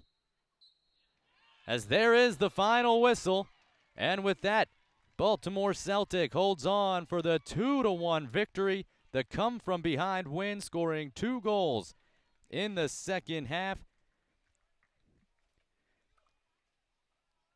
It was the men's national team member Keegan Kelly equalizing the game, and then they got the victory. Charles Pulliam III putting in the game winner on a rebound shot. A very tremendous back-and-forth effort. Got to give a lot of credit to Carson Hunt as well. He made some huge saves, and it looks like Baltimore Celtic will be advancing to the semifinals with a chance to clinch the group with a draw or win tomorrow. But first, let's take a look now and see the highlights from this second half and see how they came back. First, here's the goal in the first half. The rocket shot in for Golden State Platinum. That was right at the end of the first half. Gave them the lead as Jesus Granados got them in front 1-0 Golden State after 40. Then, in the second half, a little bit of a mishit by Saul Reyes, and Keegan Kelly knew what to do. Took it all the way, showed his closing speed, and just deposited into the empty net, level at 1 in the second half. Second half action continued with more back and forth play. As here you see a take to the net. The lay-in was excellent opportunity. The save was made, but the rebound falls right to Charles Pulliam, and he does the backflips because his team is going forward on to the semifinals. An excellent matchup. Baltimore Celtic with 2 come-from-behind victories here in this 2014 National Championship group play. And with their 6 points, they are atop Group B of the U16 Boys Final Series. With the loss, Golden State Platinum remains at 3 points after their victory yesterday. They are now tied with the OP Eagles Green with 3 points apiece. Goal differential in that one will go OP Eagles' favor right now, I do believe, as they got the 4-0 win over Houstonians FC. But tomorrow those two play each other, so goal differential won't much matter unless they draw. Either way, the one thing that we have solved today, Baltimore Celtic, the first U16 Group B team to punch their ticket. We now have half of the semifinals set for U16 boys. It was certainly a fun one, and we've got 2 more to go. We've got girls U16 action coming up in the afternoon. But for now, on behalf of our entire production team, U.S. Youth Soccer, and all those at Turbo Sports, my name is Jake Levy. Again, the final score from Maryland SoccerPlex Field 11 is 2-1. Baltimore Celtic defeats FC Golden State Platinum.